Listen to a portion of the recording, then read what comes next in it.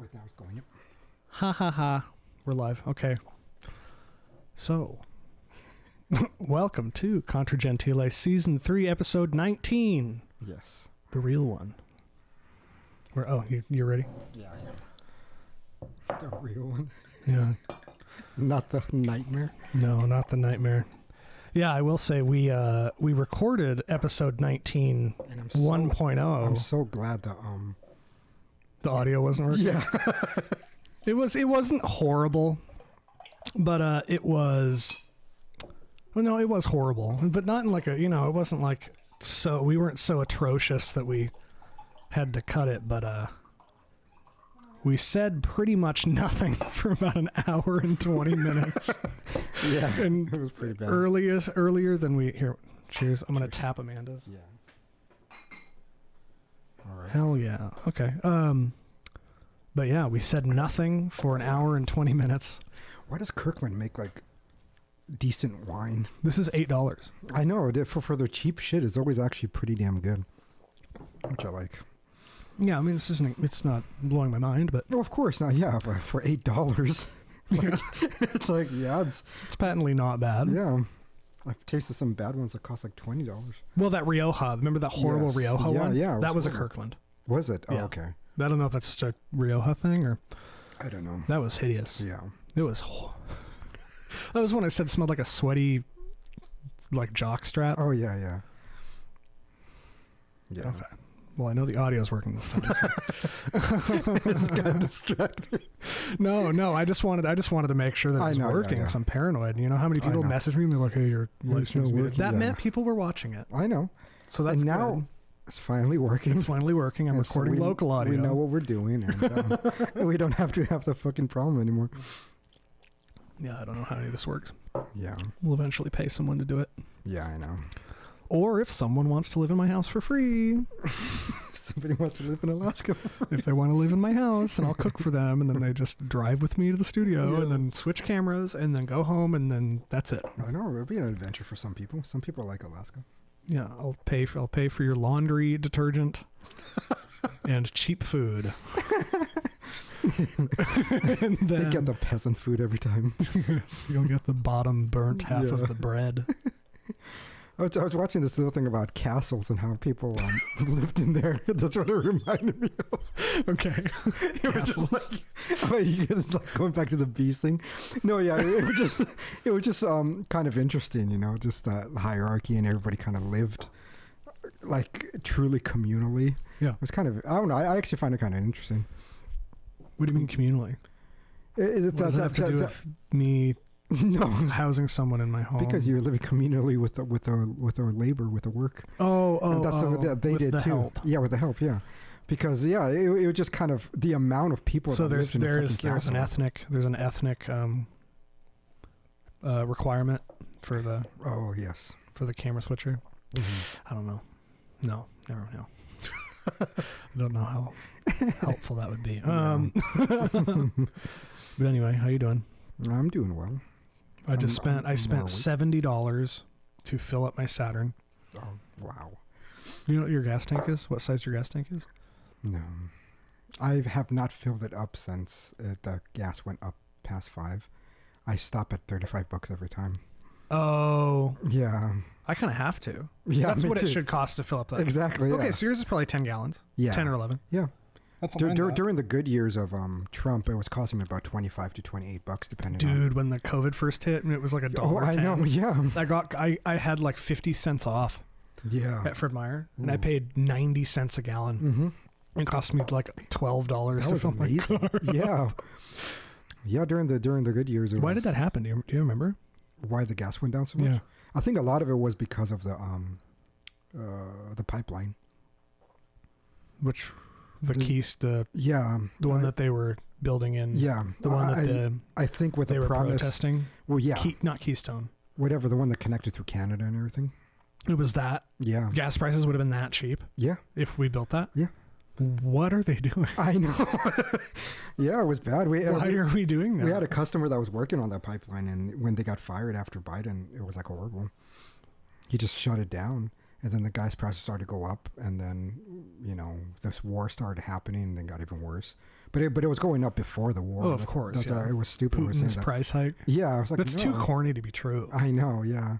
Like let alone it being obviously not true. Yeah. Just Putin's price hike. Yeah. The phrase makes it sound fake. Know.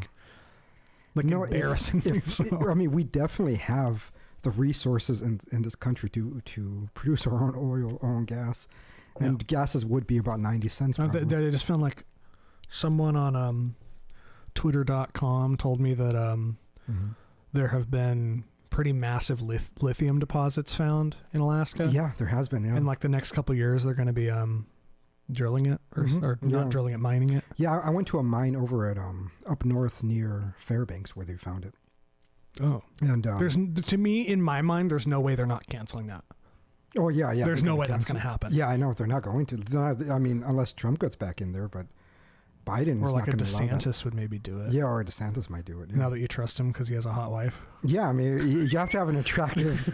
You should talk about that. Yes, you texted me and you're like, I trust DeSantis. Yeah, more. I trust DeSantis. It was an immediate reaction. I saw his wife. I was like, oh wow, she's attractive, and there's a thing where if the man has an unattractive wife, you trust him less because you begin to wonder why did he marry her, right? Because when you see like is all he of gay and covering it exactly, up? is he Does gay? he hate himself? Yeah, is he a beta? Is that as good as he can do? That's why I think one of the things that really worked that Trump did is when he released a picture of Ted Cruz's wife. Right next to his wife, like all hot in whatever, like in lingerie without a top.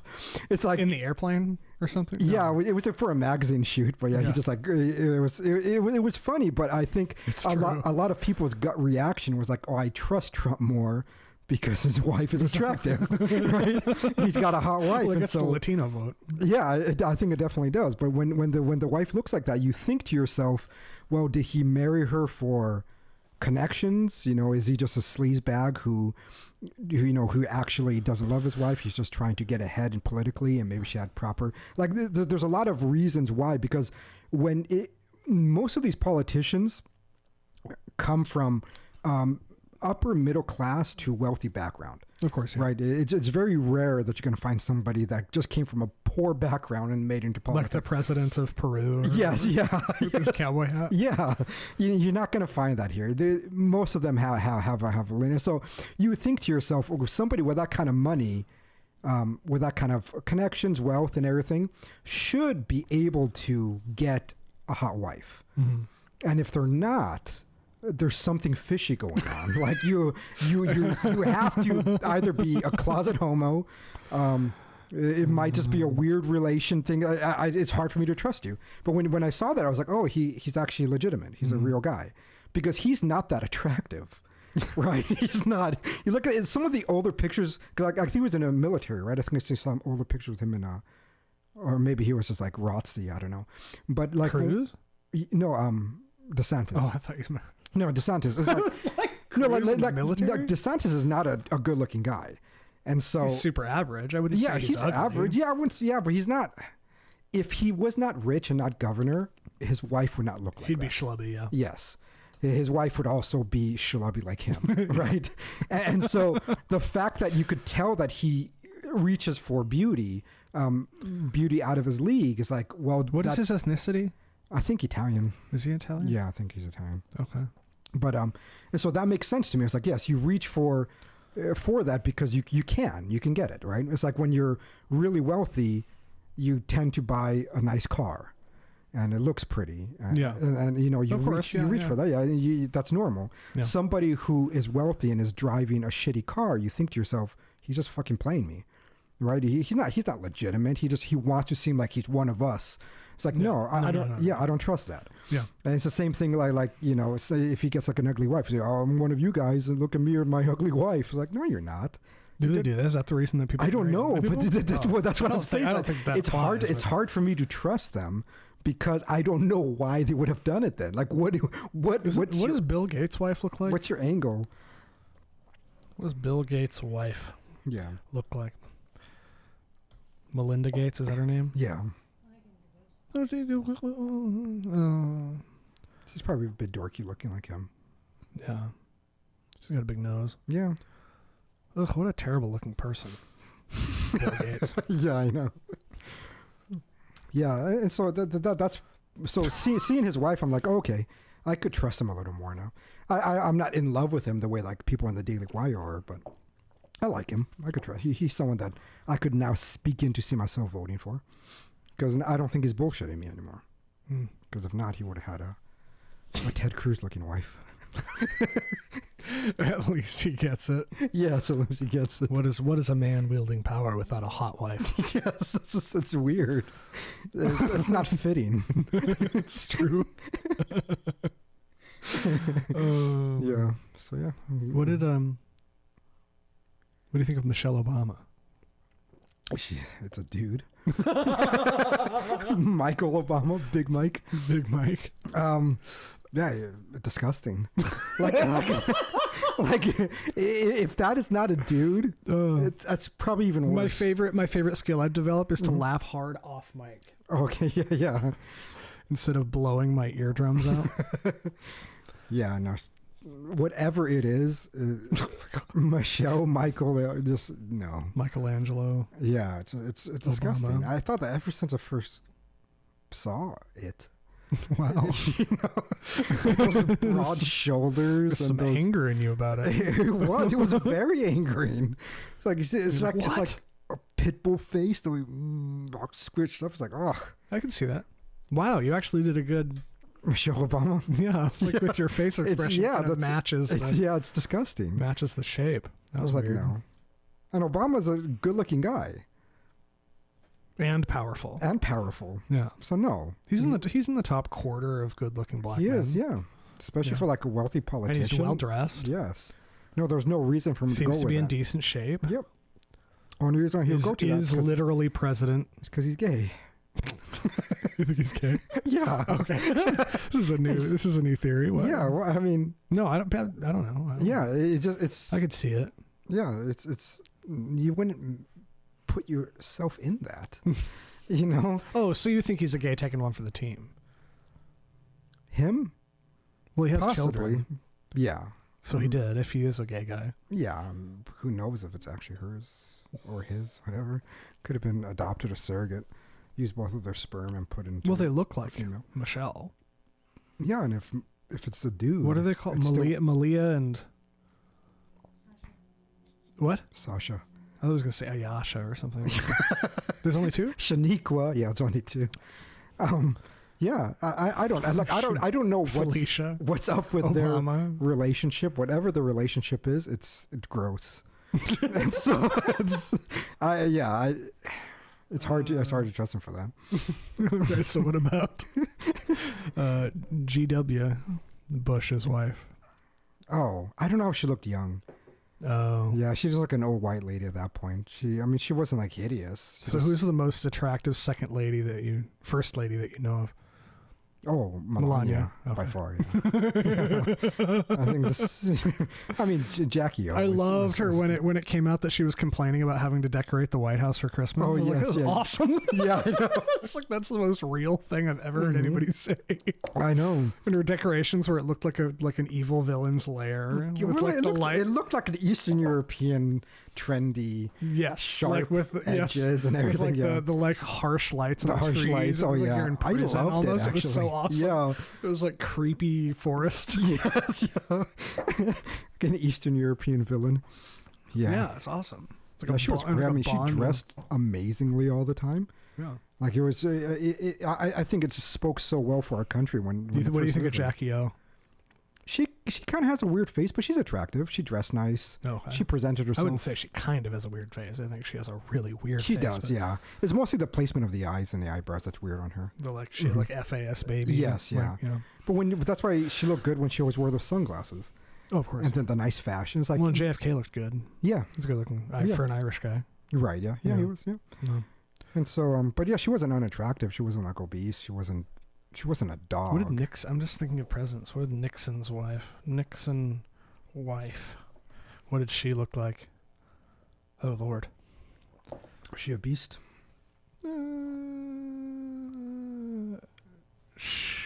How do I find her young? I have an okay gauge. That is him. Was he better looking when he was there? Yeah, so there's, what's her name? I don't know, Pat? Okay, I mean, she's... Wow, he was like not bad looking when he was young. Yeah, she's symmetrical. She's attractive. She's not like Melania, but yeah, she's attractive. not like Melania. Okay, I'm just thinking of just random. The greatest first lady. What is okay, I'm gonna look up one more LBJ wife. Okay. Oh, it's Ladybird. Ladybird Johnson. That makes me think of Hank Hill's dog. Young. Ladybird Johnson Young. Ooh. She looked a little angry, I'd say. Let me see. Well, these are all of her old. Oh. Oh, that's her young? Wow, is she Jewish? I think that Ladybird... I don't know. There's no pictures of her young. They're all her old. Are they? Google's failing me. Never mind. Google failed. This is no longer fun. But look at her nose. God damn. Look at that. Wow. Oh, no, Yeah. She's bad. Okay. Well, nice tangent. Yeah. But anyway, so there have been I will not name names, as you don't need to know. Okay. But there have been brother wars on the twitter.com. Brother wars. Yes. Wow. So there's in-group fighting. Really? Yes. I won't tell you any details. Okay. Don't even ask names. I don't want you. I don't want to. Okay, I won't ask names. But I would like to discuss the questions being. Okay. And if anybody doesn't know, I've been blocked on Twitter until like 2 days from now. Another Friday. 4 days. So would you like to say why you did? Yes. Yeah. Okay. So why did you get banned on Twitter? I just did a tweet that I thought was actually. I thought that was pretty like mild. Yeah. Honestly. I thought it was mild, and I also thought it was a serious suggestion. It was like if one wants to end the debate of transgenders playing sports, there should be a separate category by the Special Olympics to include like mentally ill people, like the transgenders. It's like, I mean, yeah, I think it'll be great. You know, they could play their sports. Nobody then will be upset. They could get their scholarships. They could do whatever. Which is you didn't use any slurs. I didn't. Yeah. But yeah, they blocked me for that. I refused to delete it. Reported it. I don't know.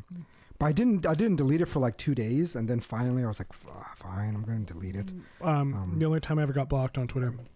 It's not a ban. It's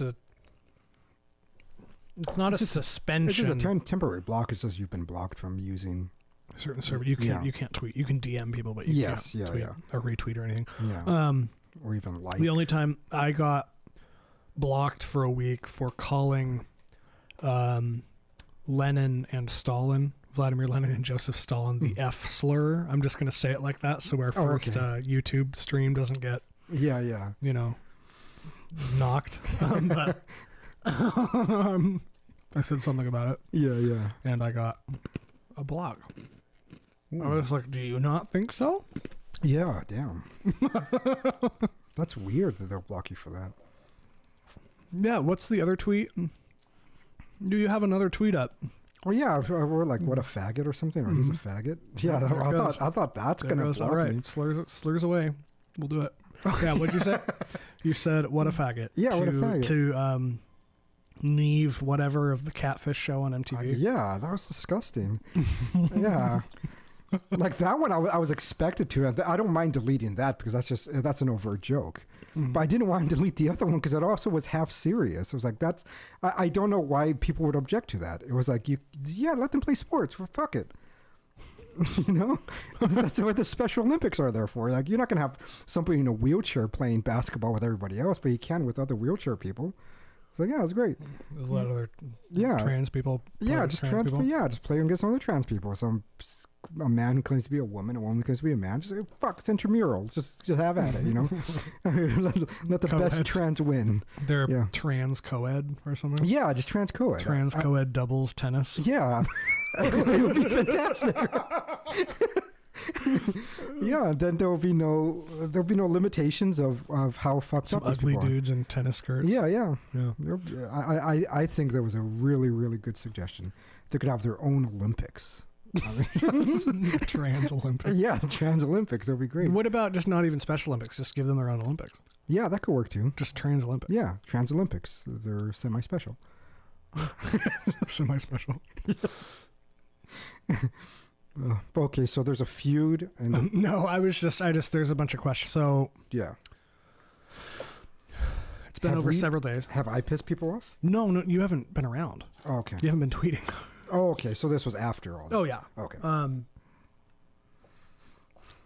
So here is an argument that was made. Yeah. So what is the similarity? Is there a similarity between saying all cops are bastards and trans people are transing the youth? Though those are both blanket, right? Yes. Yeah. Okay. Because it's assuming group intent. Obviously, there may be a cop that isn't. Well, no. But one would call all cops bastard if there's something about being a cop that is itself wrong. Yeah, but the problem is that those two statements are very different, because one is talking about an intent where you're saying that they're transing the youth.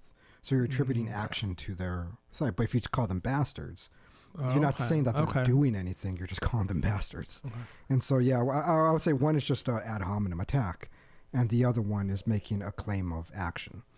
And so, yeah, them being bastards has nothing to do with intent, because there's no action that you're determining. But it's okay. So all cops are acting immorally by being cops. Yes, that would be like if you're saying that all cops are killing black people. That's more. Because what all similar. all cops are bastards means all cops are acting immorally in that they are cops. That's what it's intended to mean. I'm not saying that literally the sentences are equivalent. Okay. But yeah. being a cop is evil. Yeah. Because I mostly interpret that as simply saying that you don't like cops. When someone says all cops are It bastards. means all cops are evil. Okay. Being a cop is evil. Yeah, yeah. At least in this context, Yeah. it's a slogan, but that's what it means. Yeah. And then if you say all trans people or the transgender movement is doing so and so. Yeah, but those are still different, because one is talking about action. Like you would have to say all trans people are stupid, or all trans people are crazy. Insane, yeah. Or insane. Then that would be equivalent, because you're saying that inherently what their activity is immoral or evil. Okay. Yeah. So that was one of the feuds that they're having? Yeah, a little bit. There's just little. It was a lot, but Oh, okay. I'm just picking. Yeah. Just kind of picking out some stuff that it might be interesting to discuss. This could be a pivot. It's from this, but what is non-material atheism? Non-material atheism. Is there such a? Because to me that just sounds like an oxymoron. The only thing that I could think of, if I've never heard of that before, but I would further ask questions than whether they believe in reality, because I would think If you believe in reality, you're not an atheist, by definition. Oh, yeah, by definition, but I guess you can be if you're claiming that reality is all material. And so if you're claiming to be atheist, and then my next question would be, and you're saying you're non-material, then I would say, then what is this? Because At which point that becomes theological by definition. Yes. So there can be theological atheists. Well, I think all atheists make theological claims. They can't escape it, because unless you're not making any claims of reality at all. Because that to me is what a true atheist is making no claims. Right, but then they can't even claim to be atheist. I know. Yeah. I think we're unpacking what makes being an atheist absurd. Right. Yeah. Yeah. But to say you're a non-material atheist to me is to say that you're not an atheist. No, I still think you can be if you just don't believe in anything, like not even the physical reality. If you think that everything is illusory, that's because I think you and I agree that the only way to really truly be an atheist is to believe in nothing and right. Yeah. have orgies and then die of AIDS. Yes. It's like the only real way. So it could be the case that what they call a non-material atheist is being more true to what it means to be atheist. is to make no, but it's not, no positive claims of but reality. when it was used, it was referring to atheists that appeal to metaphysics to, what's the word? Substantiate their claims of there not being a God. I just, that's absurd to me that one would appeal to being, the study of being itself to. But do you know any of what their claims are? Do they expand on it, or? I can try to find. Yeah, I've been getting a lot of traffic on Twitter, so my notifications are constantly updating. But let me find it. Yeah, because I would have to know what kind of claims they're making. Ooh. I'm trying to think. I'm trying to see if I can even find it. I don't know if I'll find it. Oh, okay.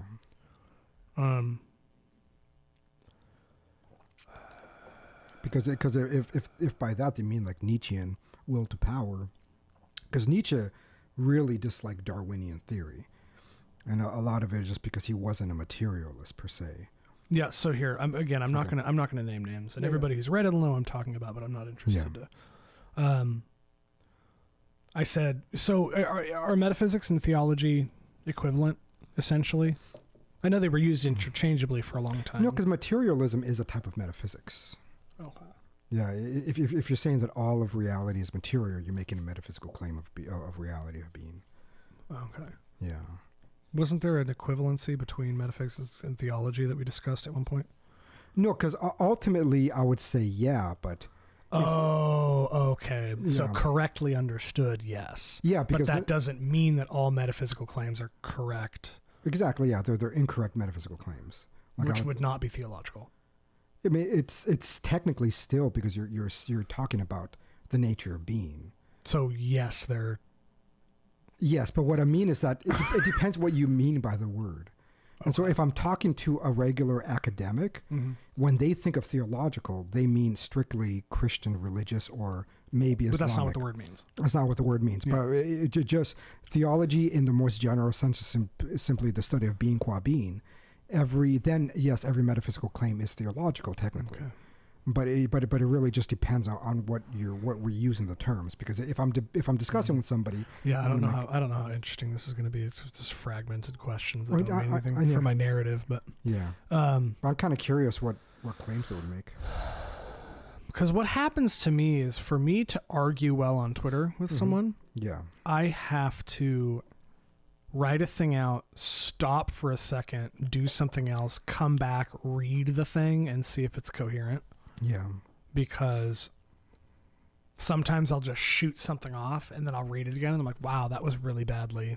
Yeah. That was not well posited. Yeah. And, leaves a bunch of holes. But it's essentially that talking about non-material atheists appealing to metaphysics. And then I said something about how metaphysics and theology, correctly understood, are synonymous, really. Yeah. And then he replied with, if you define metaphysics and theology that way, then there are no real atheists. Yeah. And I would say, I'd agree there are no real atheists. Right, yes. Yeah. Because I think we said that early on in the show. Yeah. Like a long time ago. No, yeah, exactly. Like there really are no... At least no contemporary ones. I would say like a real atheist is someone like Nietzsche. And that's precisely because... Was Foucault an atheist? I'm sure. Oh, yeah, I mean, technically he was an atheist, but he still believed in reality. The thing about Nietzsche is Nietzsche's an absurdist. So, like Camus was an absurd. No, he was a different kind of absurdist. Yes, he was, but I would say he's still closer to what I would constitute a legitimate atheist, because then you're not making sense of anything. There's nothing to be made sense of. Yes, you're not appealing to reason, you're not appealing to logic, you're not appealing to argumentation. Okay. There's no syllogisms, there's nothing. There's just proclamations of randomness. Yeah, because what was said is, I said metaphysics equals theology, and what he says is, if you define it like that, there are no atheists, which you can use as a linguistic gotcha, but it does not address what the atheists, specifically the Platonic variety, are arguing. And I said I'd agree that there are actually no atheists unless they admit to the absurdity of their position, live in hedonistic debauchery, and eventually die of AIDS or some other disease, which I think you agree with completely. Yeah. I said metaphysics is the study of being qua being. Theology is the study of that which is the end of knowledge. Yeah. Which is being. Exactly right, yeah. So they were used, I mean, they're just like properly, they're kind of interchangeable. Yes, yeah. And they have been for the majority of Western philosophy. And it was interesting because he says, like, yes, under that definition, most atheists would not be opposed to that. And I'm like, so atheists would be willing to be called theologians. Yeah. Essentially. It's like, it's this weird, we got in this weird little loop. And then he said under that definition, yes. Yeah. I was like, okay, well, this is like honest, you know. It is, yeah. It was an honest thing. But then he said that atheists and theists are discussing the same thing with different language. And many of the contemporary ones are. Yes. And that's the issue that I have with it, is because when an atheist begins to talk about being and reality, I found what is it? No, you can finish your thought. I found another thing that kind of caps off. Yeah, it's that when you have an atheist and he's going to say that there is such thing as truth univocally, right? That you That's can a know theological claim. That, well, yes, but the problem with using that terminology. Am I being too blunt? Or I'm not using words that they're going to understand. Yeah, you're not exactly. That's the thing. Is that because then I would have to explain what it means for truth to be God, and then what God is. Like, yeah, exactly. Yeah. So how would you say that? Yeah, I would simply say that once you're claiming that there is truth that is univocal, you're already appealing to a nature of being that is not contingent on us. And once you're talking about non-contingent being, you're talking about absolute being. And once you talk about absolute being, you're literally talking about the same thing that every Western philosopher they call Deus, and that in the English translation we call God. That there is no distinction there. You can't appeal to absolute being without appealing to every philosophical tradition that exists. I mean, the fact that he just says Platonic atheist, that really makes no sense. You cannot be... Can I tell you who it is without... Yeah. Oh. Maybe I think the camera maybe saw that, but I didn't want to say it out loud because there's no bad blood or anything. Of course, yeah. But and so there is for some people, so I just kind of want to not. But to be a Platonist, you're really appealing to the world of forms, to the world of ideas. You're appealing to abstract notions of reality. Yeah, it seems like an oxymoron. Yeah, I mean to say that you're a Platonic atheist would be that you just are rejecting Christianity. Ultimately, that's all that really seems to be what somebody is saying, is that they want to appeal to all the truths that was developed through Platonism, Neoplatonism, scholasticism, and so on and so forth, with at the same time claiming that you are not Christian, which is okay, but really, what is the point in that? Like what? It seems evasive, really, for whatever reason. And so I would probably just ask further questions of why would that be the case. So what happened? So because I had asked, kind of at some point in the discussion a little bit, what's an example of like an eighth. I'm trying to find the thing. Here it is. Sorry. I'd ask, what's an example of a non-materialist atheist, non-materialist atheist position? Yeah. And he says, atheist Platonists assert the existence of non-spatial temporal things, which would be formal. Could we say formal? Formal reality. Formal reality. Such as abstracta. Like it's just abstract ideas. Yeah, ideas, yeah. But they do not posit a supreme deity with a mind. And my response to that is, I don't either. Exactly, yeah. Yeah, I can't think of an atheist position I've heard posited ever that correctly understands what God is in a contemporary setting. Like I don't, like I haven't heard anyone I've personally gotten into little arguments with about it knows what God is correctly. Yeah. Yes. And then when you That was actually another tweet that I put out was Yeah. something like, it's really easy to convince like most atheists that they believe in God if you just explain what God is without saying God. Yes. Yeah. And then like 4 or 5 people messaged me, and I just did it simultaneously, and they were like, okay, yeah. And I was like, see, this is what I'm talking about, because they went into it, you know, if they see something like that and they message me and they're like, I want to know what you're talking about. Yeah. That's kind of an honest thing to Of course. Yeah. say. So I was saying God, but I wasn't using that language. Yeah. And they were like, oh, really? And I was like, yeah.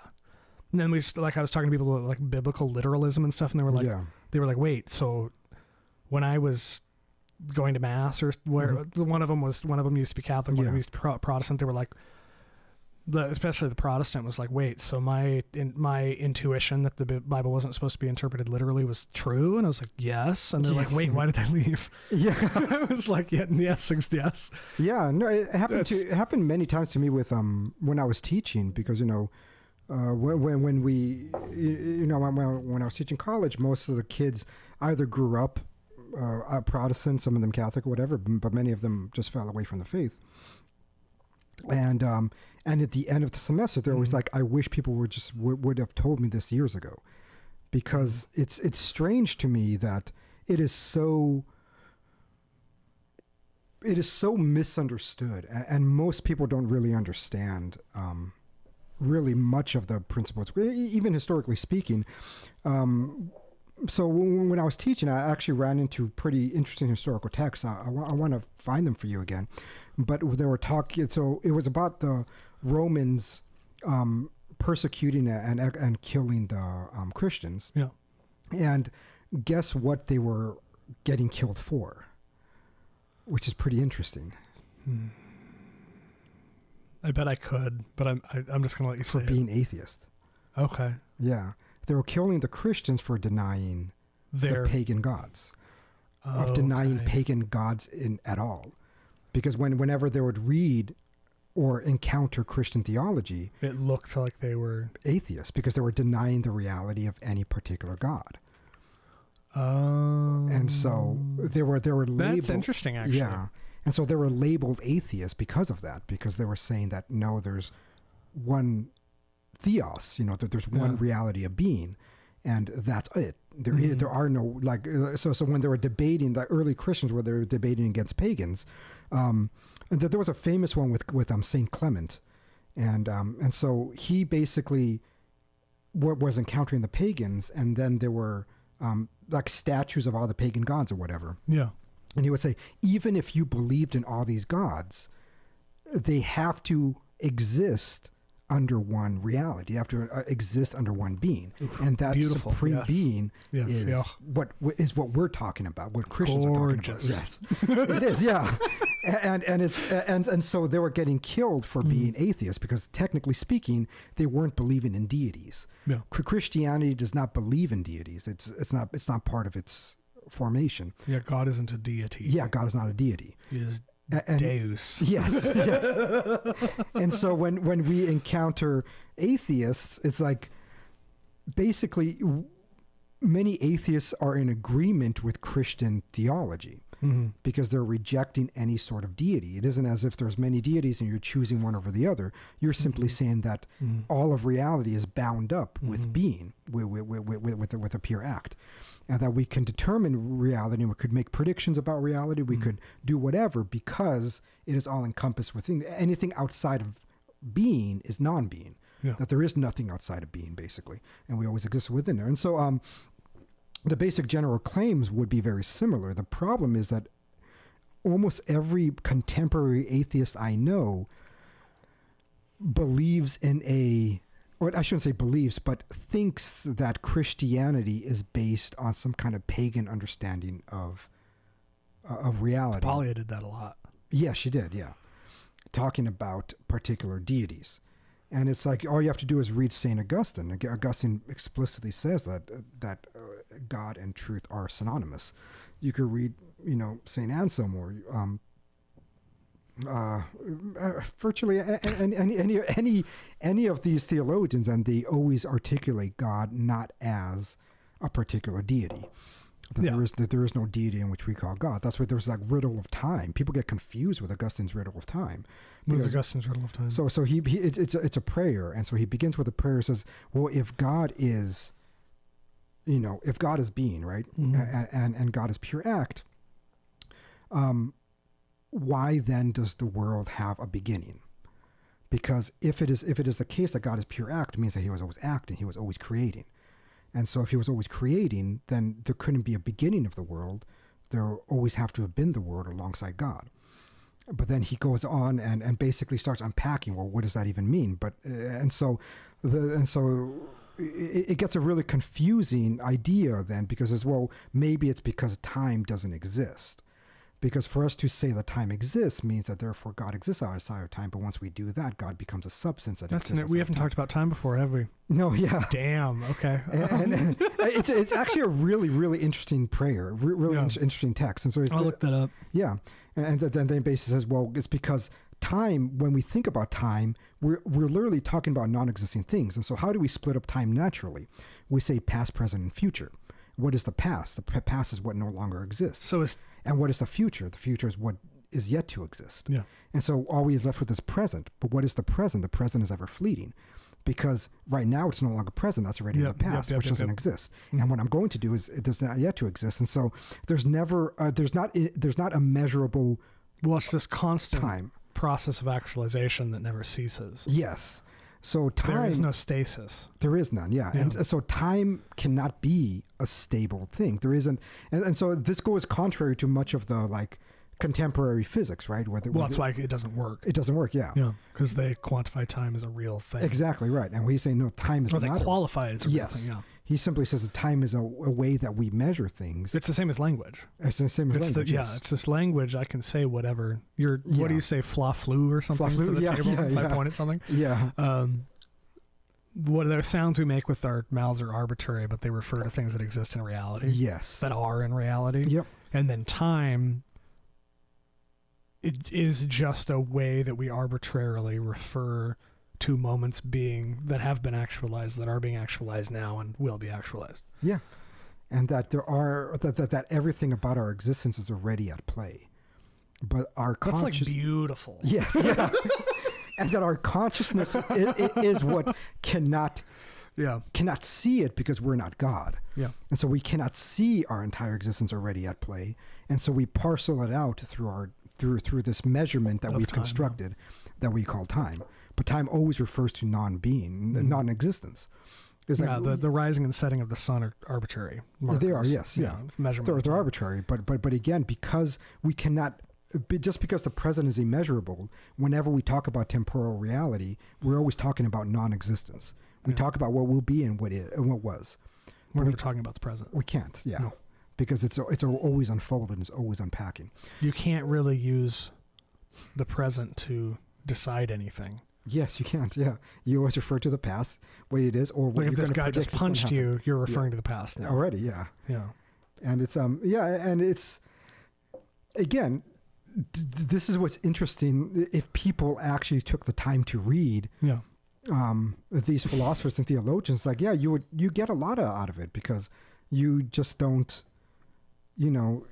it's not about appealing to a particular deity, and I think understanding God properly, one then can begin to read these texts and get more out of it, even if it begins to use the language that sounds very contemporary Protestant or whatever. They're not using it in that way. They're using it in the way that that was understood from the very beginning. What was the phrase again? Which one? The riddle of time? No, you said that language that sounds very Protestant-y.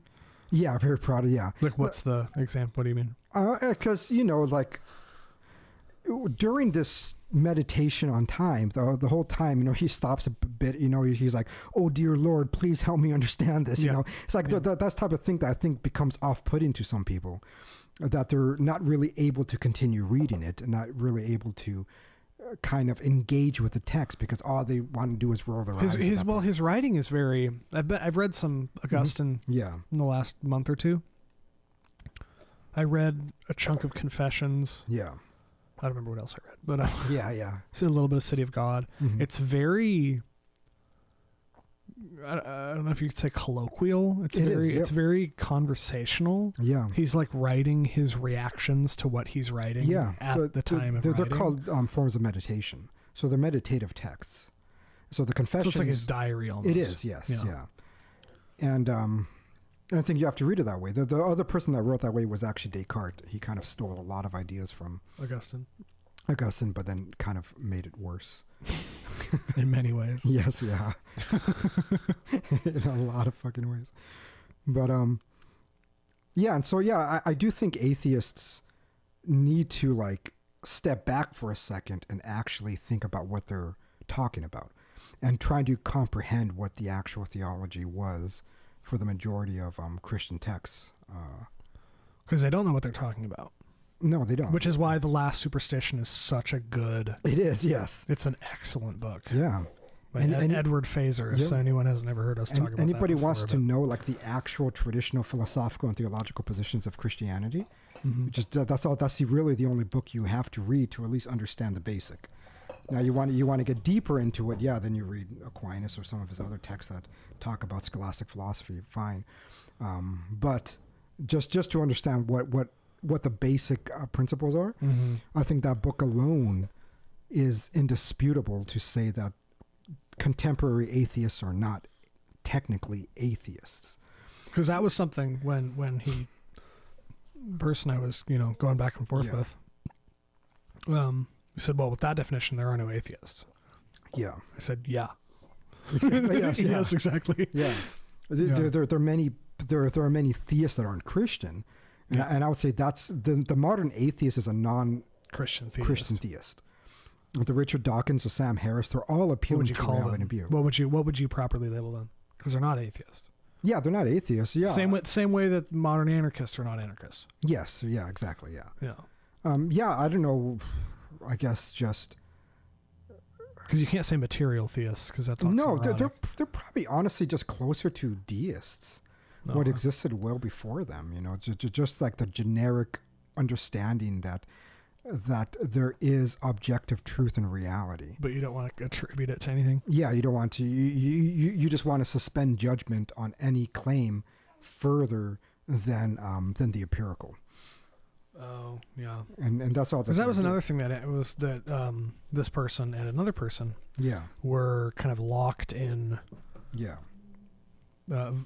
textual combat for a little bit. Yeah. And the process of what philosophy is was described. Because one person said, that atheists should just not be allowed to philosophize at all or something. Which is funny. Yeah. But like maybe not necessarily true, but like is funny as a hyperbole. Yes. Because their position is stupid, but stupid people shouldn't be allowed to philosophize. It's a funny thing to say. But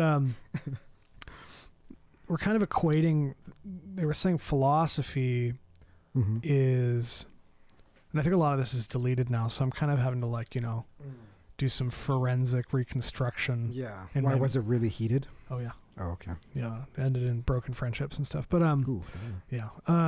For now. But it was a lot.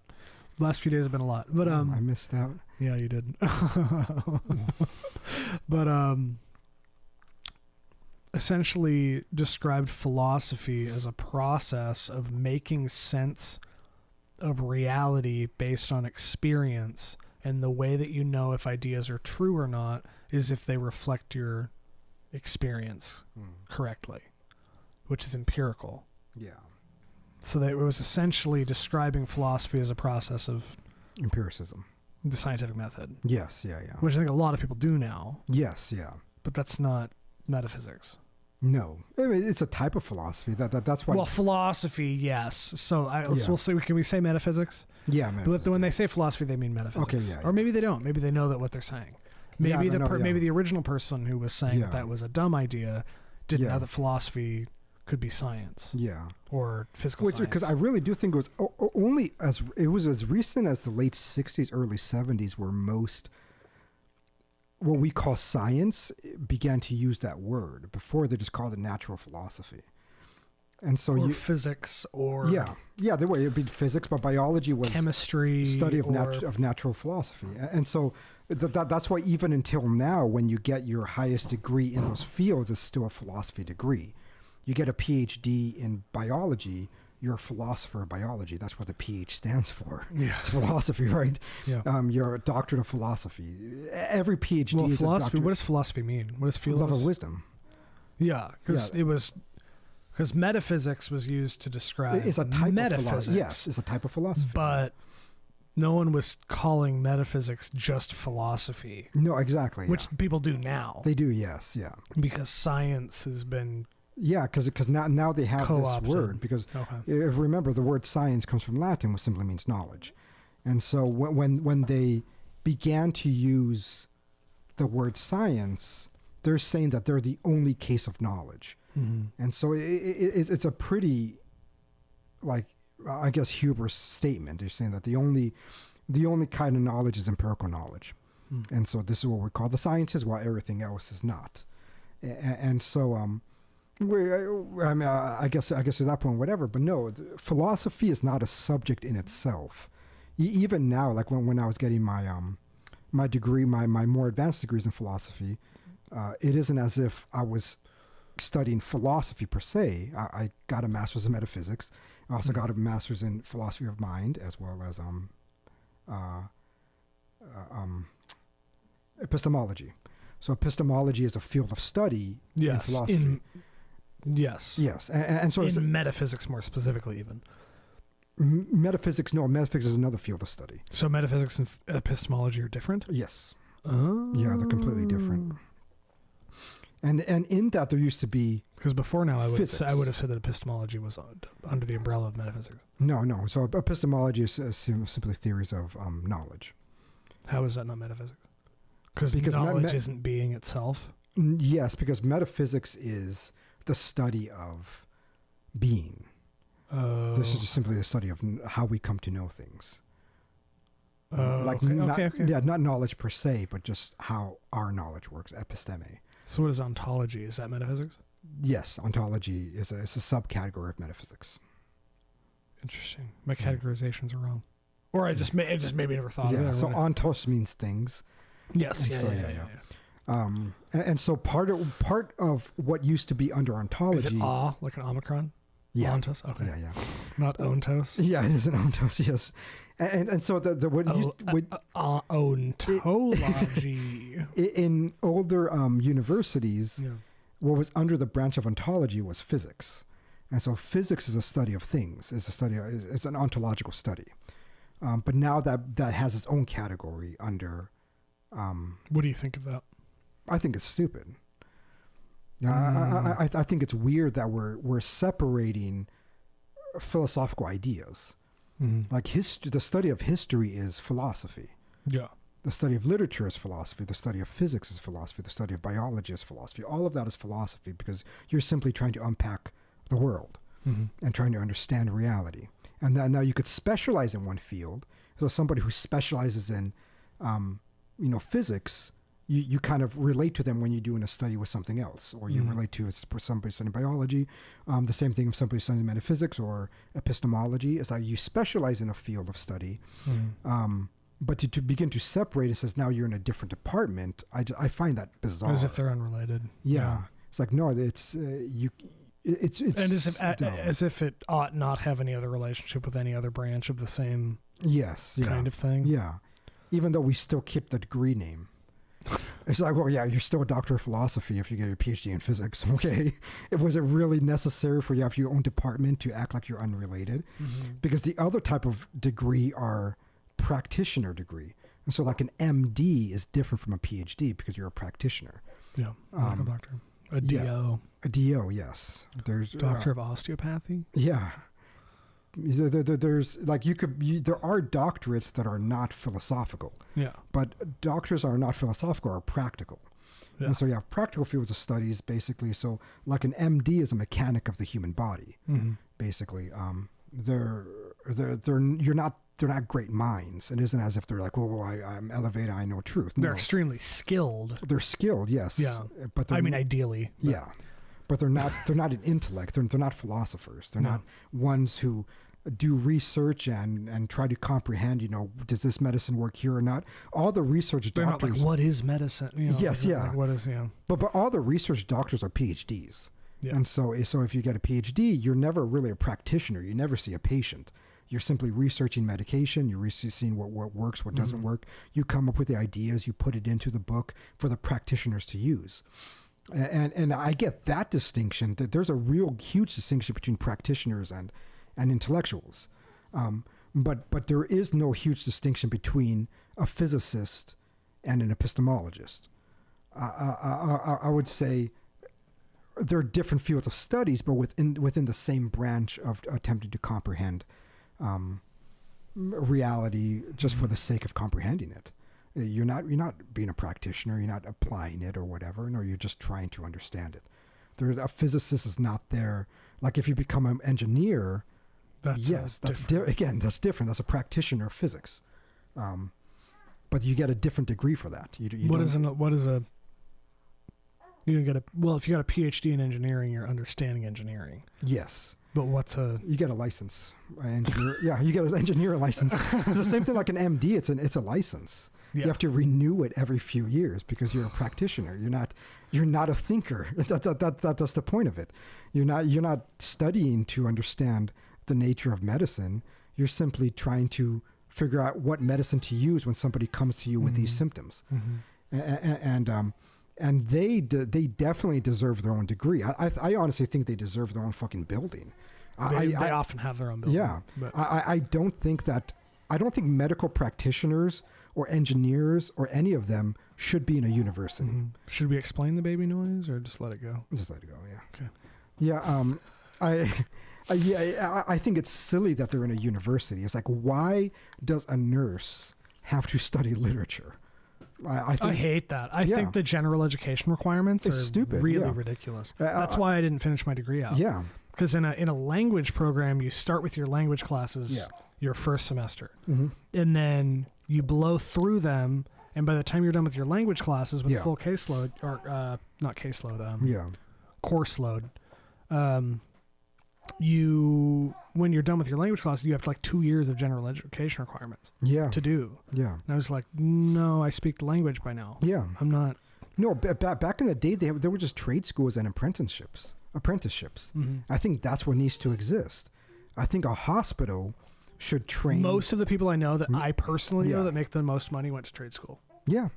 Their lives suck, but relatively speaking. Yeah.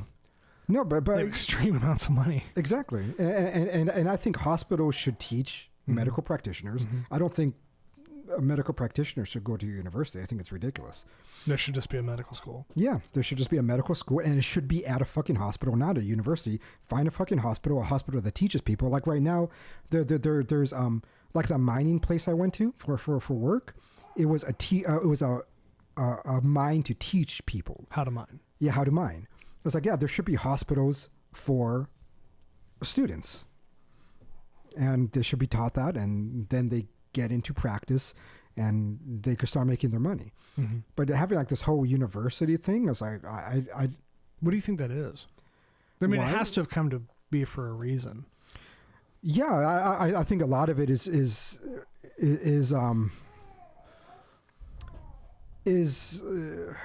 American pragmatism. It's just easier to consolidate. It's easier to what's the word? Allocate resources to one place. It is, but I also do think it's the only thing that we take serious. It's pragmatism. And so pragmatic disciplines. Streamlining But also pragmatic disciplines we think that is the highest of the level. Okay, I see what you mean. I thought you meant literally like logistically pragmatic for the... No, that too. I think that I do think that is part of it. It's easier if you just consolidate everything. You consolidate everything. Yeah, okay. But then I also do think that... That's why STEM is so highly regarded. Yep.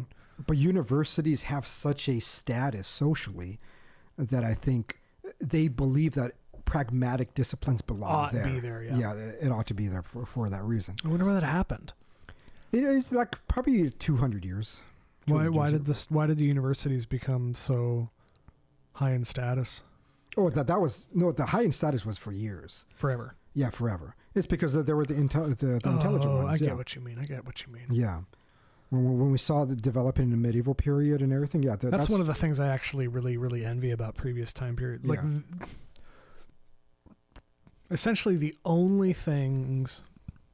one of the only things that I envy about previous times in history is being able to show up at a furniture maker, a table maker, and just being like, teach me how to do that. Exactly. And then you just get paid to learn how to do that. Yeah.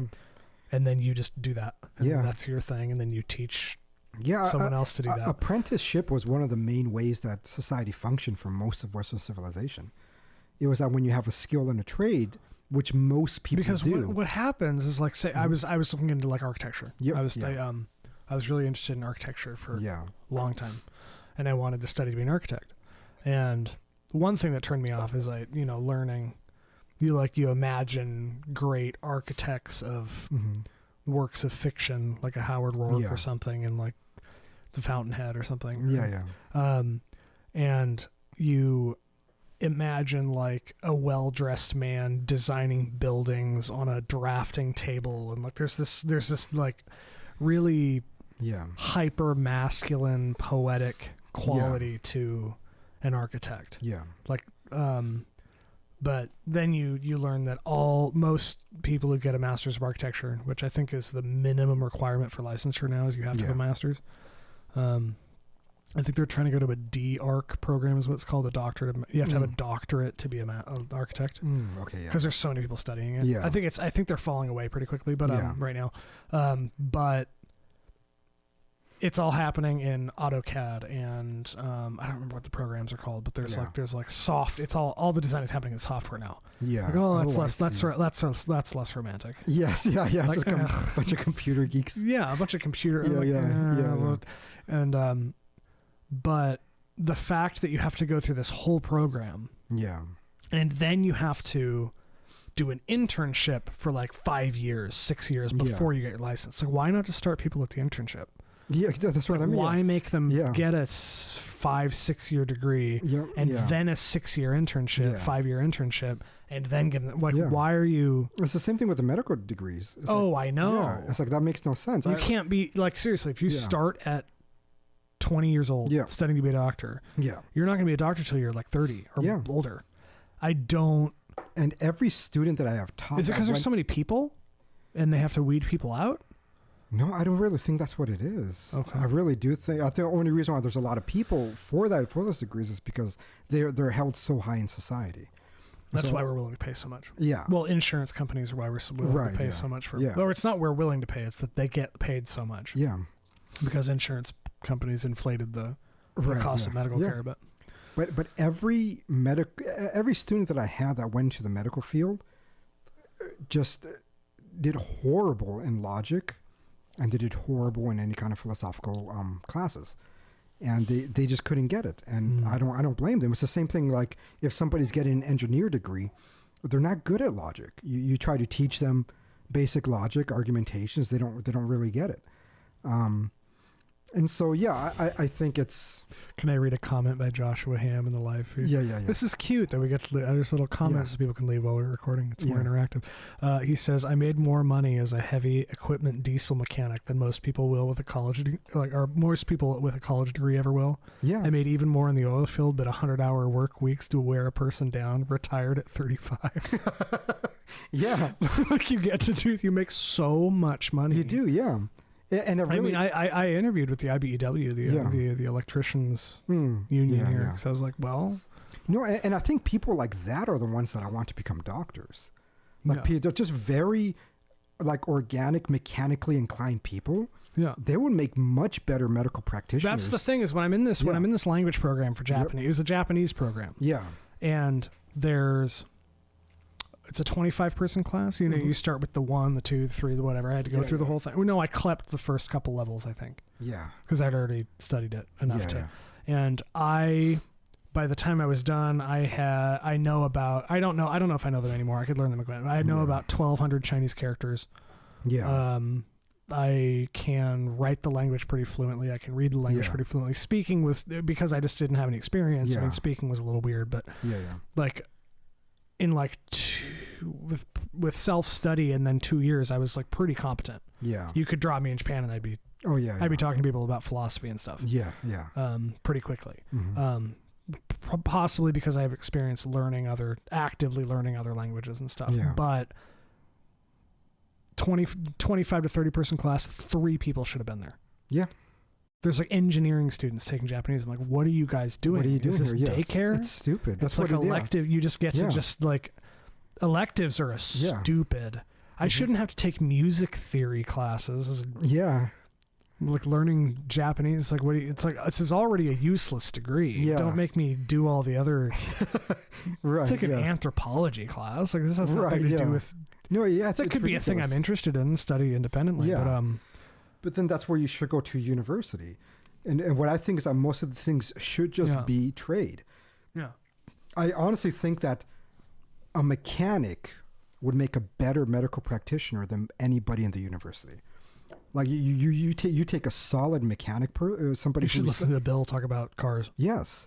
Seriously, I tell him a problem because he's like PCV valve. And I'm what? He's like, replace PCV valve. Because I'm like, what is that? You know what they both have in common What? Is that they're practical, they're straight to the point, and they have a great memory. That's the point. And that's all you need to be a medical practitioner. Yeah. And so you like I meet some people who are like great electricians. You want to know what the moment I knew that I had been inducted into the medical field? Yeah. Was I knew how to spell the medication names. Oh, did you? Yeah. Yeah. It was this weird moment where I'm like reading, I'm like reading a patient's medication list and I have to like input it somewhere. Yeah. And I'm like these weird, insane names. Yeah. Metoprolol succinate. And I'm like over here like writing. Yeah. I'm like if they're like on almeprazole and I'm like, oh wait, got to avoid grapefruit. And I'm just like inputting this. I'm like, oh, yeah, this is what being here is about. Yeah. And that's what being a practitioner. But you shouldn't have to take a Shakespeare class. Yeah, exactly. And that's what my point is. I really hate general education requirement classes. I know. It's like I'm studying Japanese. Why am I taking English classes? This is a Japanese degree. Like some of the doctors that I always thought were really good practitioners. Like there's one that does Amanda's like thyroid medication, and we call him the little slow guy. Yeah, and I love him. Yeah. Like he's a simple man. He's not deep at all.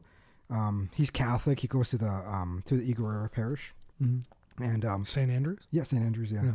And but I think he's good at his job. Yeah, he's always direct, straight to the point. He looks at it and he makes his judgment. It's not. He tells you whatever you need to hear. Right? Yes, that's my dentist in Eagle River. Yeah, he's the same way. Yeah, he just goes in and he'll put the stuff on you and he'll just do it. He doesn't even explain any of it. Yeah. It's like he just sings to himself and just goes for it. And what you think about it's like it's similar to Bill. It's just people that just know their shit. Yeah. It's like here's a car. Is that why they're so bad at metaphysics? Yes, that's why they're so bad at everything else. It's because he should just learn about the structure of reality as like he's learned about cars. Yes, exactly. Okay. Yeah, he should just accept what you're saying. Yep. Yeah. Okay. And I think is that an IQ thing? No, I think it's just a different type of mind. It's a different type of mind. Yeah. Is this why I suck at work so bad? Yeah, this is opening my eyes a little bit. Because the majority of people just I should be a priest in a monastery, writing all day. Yep. That's what I should be doing. The average individual just should be in trade. Do you know what I've been doing at work? What? Getting really fast at Minesweeper. Yeah, it's kind of amazing. Wow. The little beginner ones. Yeah, I can solve in less than 10 seconds pretty reliably. Oh, really? Like, yeah, that's all. I mean, I never played it. It's so good. Yeah, it's so. Like I know the game and I turned it on before when I was like a teenager, but I never actually. I love it. Yeah. It's weird because I play games with like Joe and stuff, but like I have this I really don't like playing video games on weeknights. I don't like for long periods of time. Mm-hmm. I'll play a round or two of something and I'm like done. But I don't want to like if it's 8 p.m. and I play games and then it's 11 p.m. I'm like I could be dead and it wouldn't matter. Yeah, that's way too long. I know. I just whatever. It's just like, and I really don't do that anymore. Yeah, like maybe on a weekend night or something. You know, if it's just like time that I can just get to burn because it's the weekend or whatever, it's fine. But I'll just sit there and play Minesweeper. Yeah. I'll be like thinking about something and I'll just be like, it's really weird because we were like we're doing like the Wordle thing that the New York Times does. I don't want to explain to you what that is. Listeners will know. No, I'm not explaining it. But it is. But I mean, you know, there's like little puzzle games that I'm really like. I get really fast at crossword. It's like the Anchorage Daily News one when I was managing the cafe. Mm-hmm. I got to the point where I could finish it in about a minute and a half because, or two.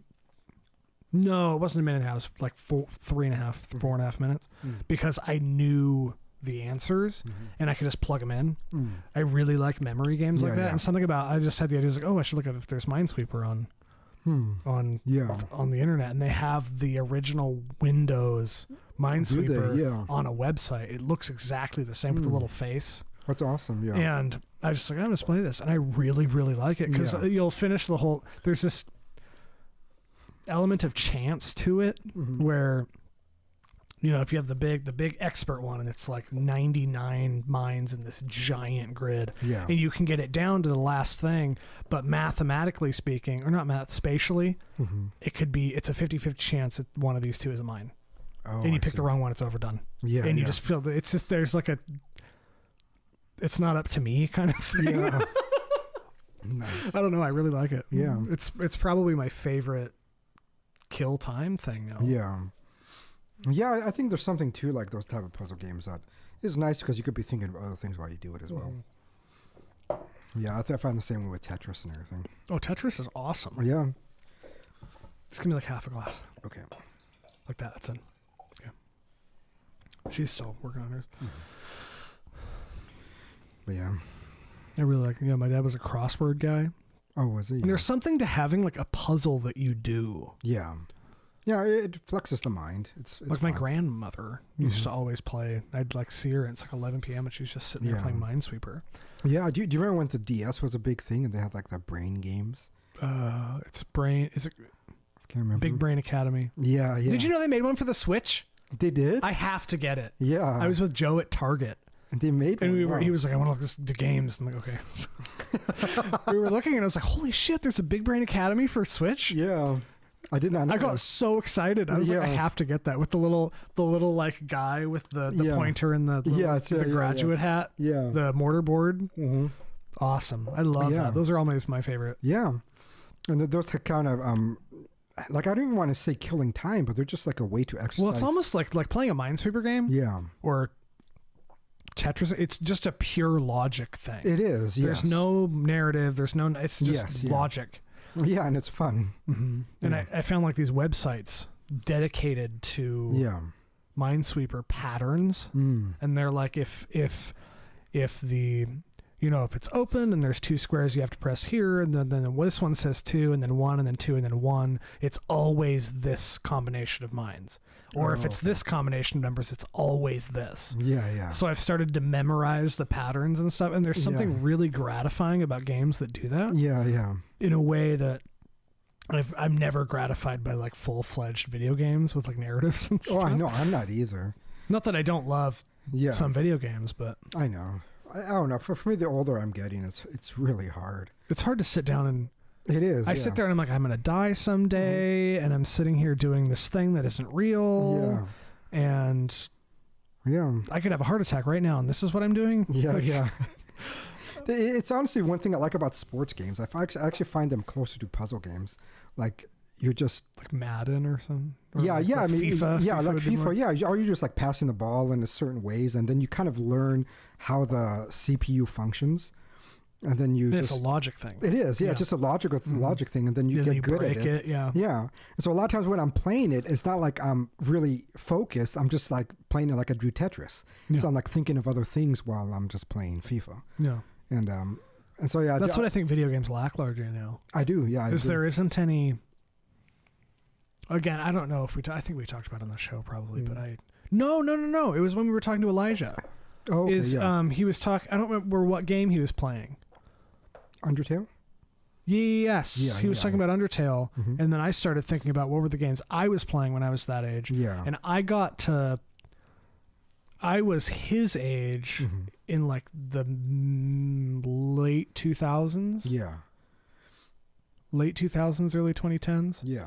We're kind of in that age bracket. And I was around for kind of what is considered the golden age of video games, or one of them. Yeah, one of them. You know, it was like the mid 90s, Yeah. and then the late 2000s were like, it was the culmination of all of the video game series that existed in that time. Yeah, yeah. And there was a beauty of you learn a certain sequence of actions you take to beat a game. You know, there was a certain, you know, there was that element of you could be really autistic about it and like learn, like play it like it's a chess game. Yeah. But also enough choice that there was variety. Yeah. Like I don't know if I have an example. I'm just kind of, you know, speaking broadly. Like that was kind of the beginning of the make your own experience kind of like sandbox games, or like you know, the Call of Duty games became very they became like huge. Just they hadn't been huge for a long time, but there was too much choice. Right. Choice. It was too the experience. That was something I talked to Joe about video games all the time. Is I'm really upset. Is I want a curated experience. Yeah. I want a skilled game designer to hand me the disc, which it's not a disc anymore, but I want to be handed the game, and then I experience this thing designed to be played and experienced. Yeah. I don't want everything's open world. Everything's like everything's very undirected. Yeah, I agree. There was. I think a lot of it is going back to that. I think so too. Yeah, because like a lot of the just open world games are not that popular anymore. Yes. And I never got into the open world. Really, the only open world game I really like is Breath of the Wild. But that's also very curated, and if you follow along with the narrative. Yes. Like it kind of gives you the option to do that. Like I think Skyrim was the last good open world game. Was it? Yeah, yeah. And then after it just kind of.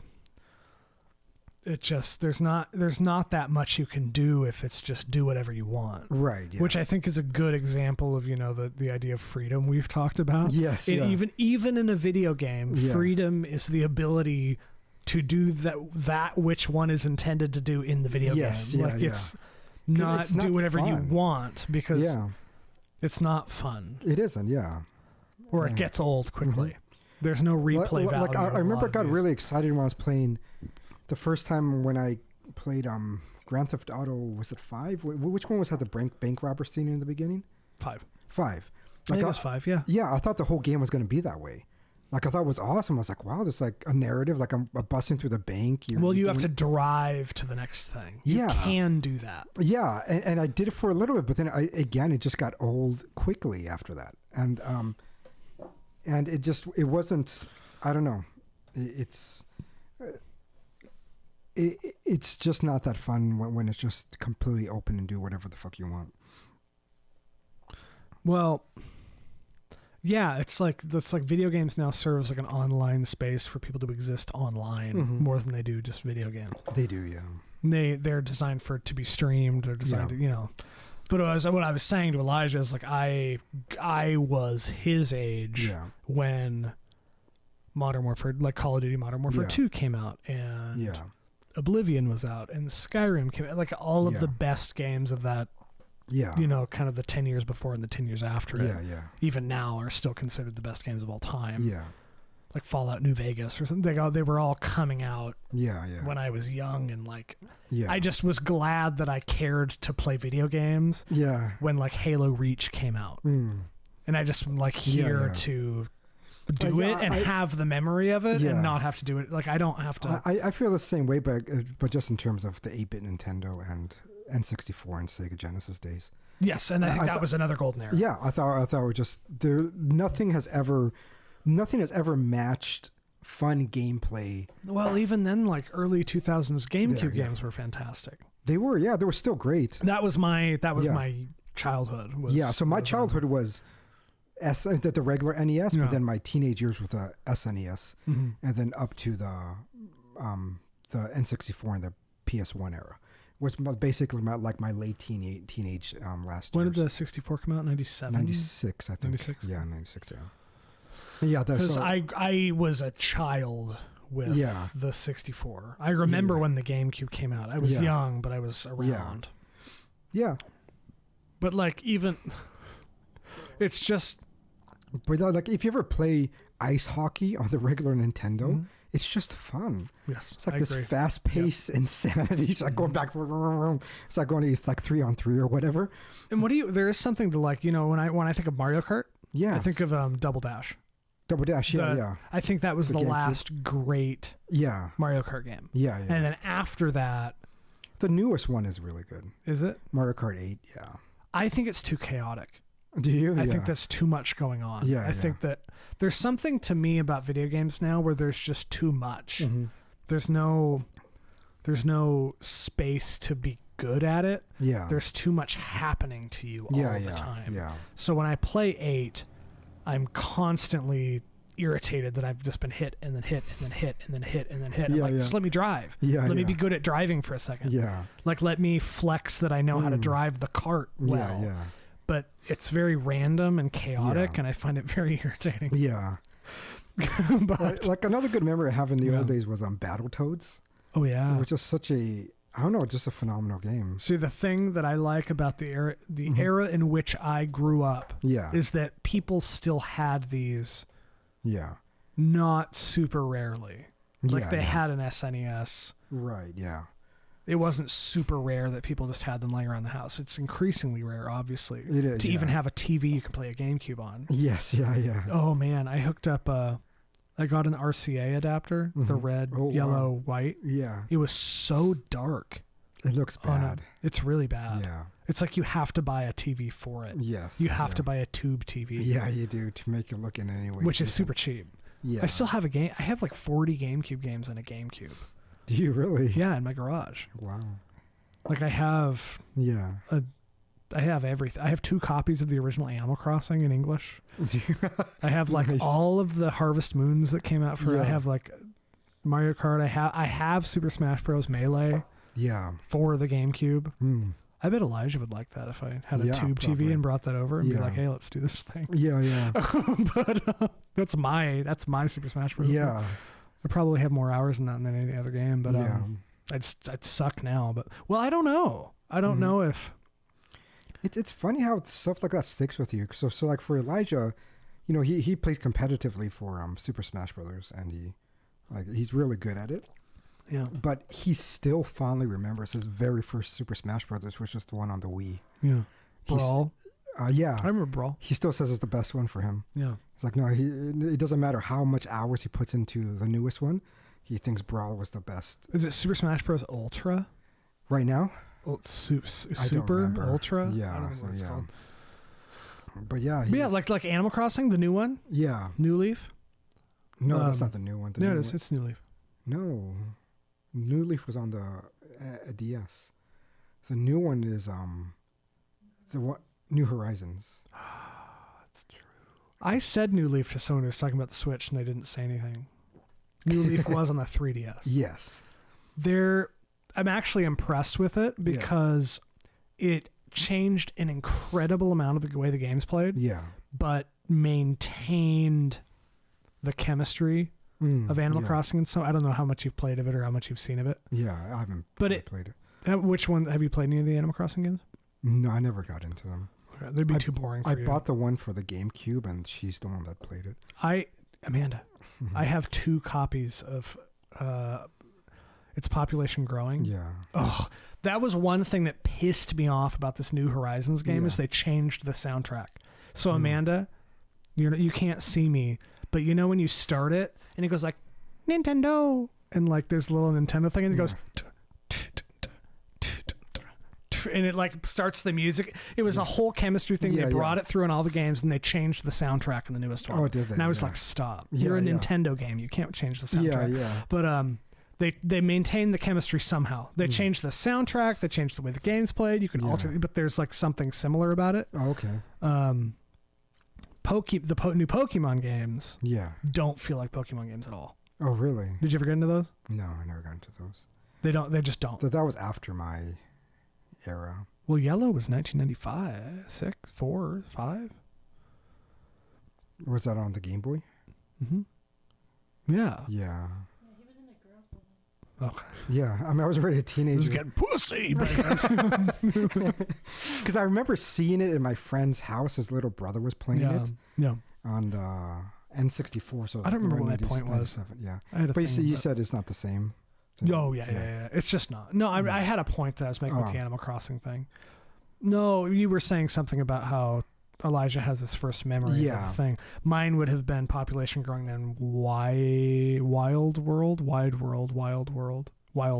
on the DS. Those are to me the pinnacle of what it means to be Animal Crossing. Yeah, I think that's the one that you like the most, right? Was the DS one? Yeah. Yeah, it's just there was just it's just a beautiful. Yeah. It's a great game. I don't ever want to play it again because I feel like I would just be ruined for me. But there is something about how I don't know if the reason that me being Elijah's age, growing up with the video games that were coming out at the time that I were, I just think they're the best because of that. Yeah, that's why I don't know either, because they're considered some of the best games of all time. But there's also considered some of the best games of all time in like 1995. Yes, and most of the people that write that are the people of our age. And so it's like when they... Well, I wonder if those...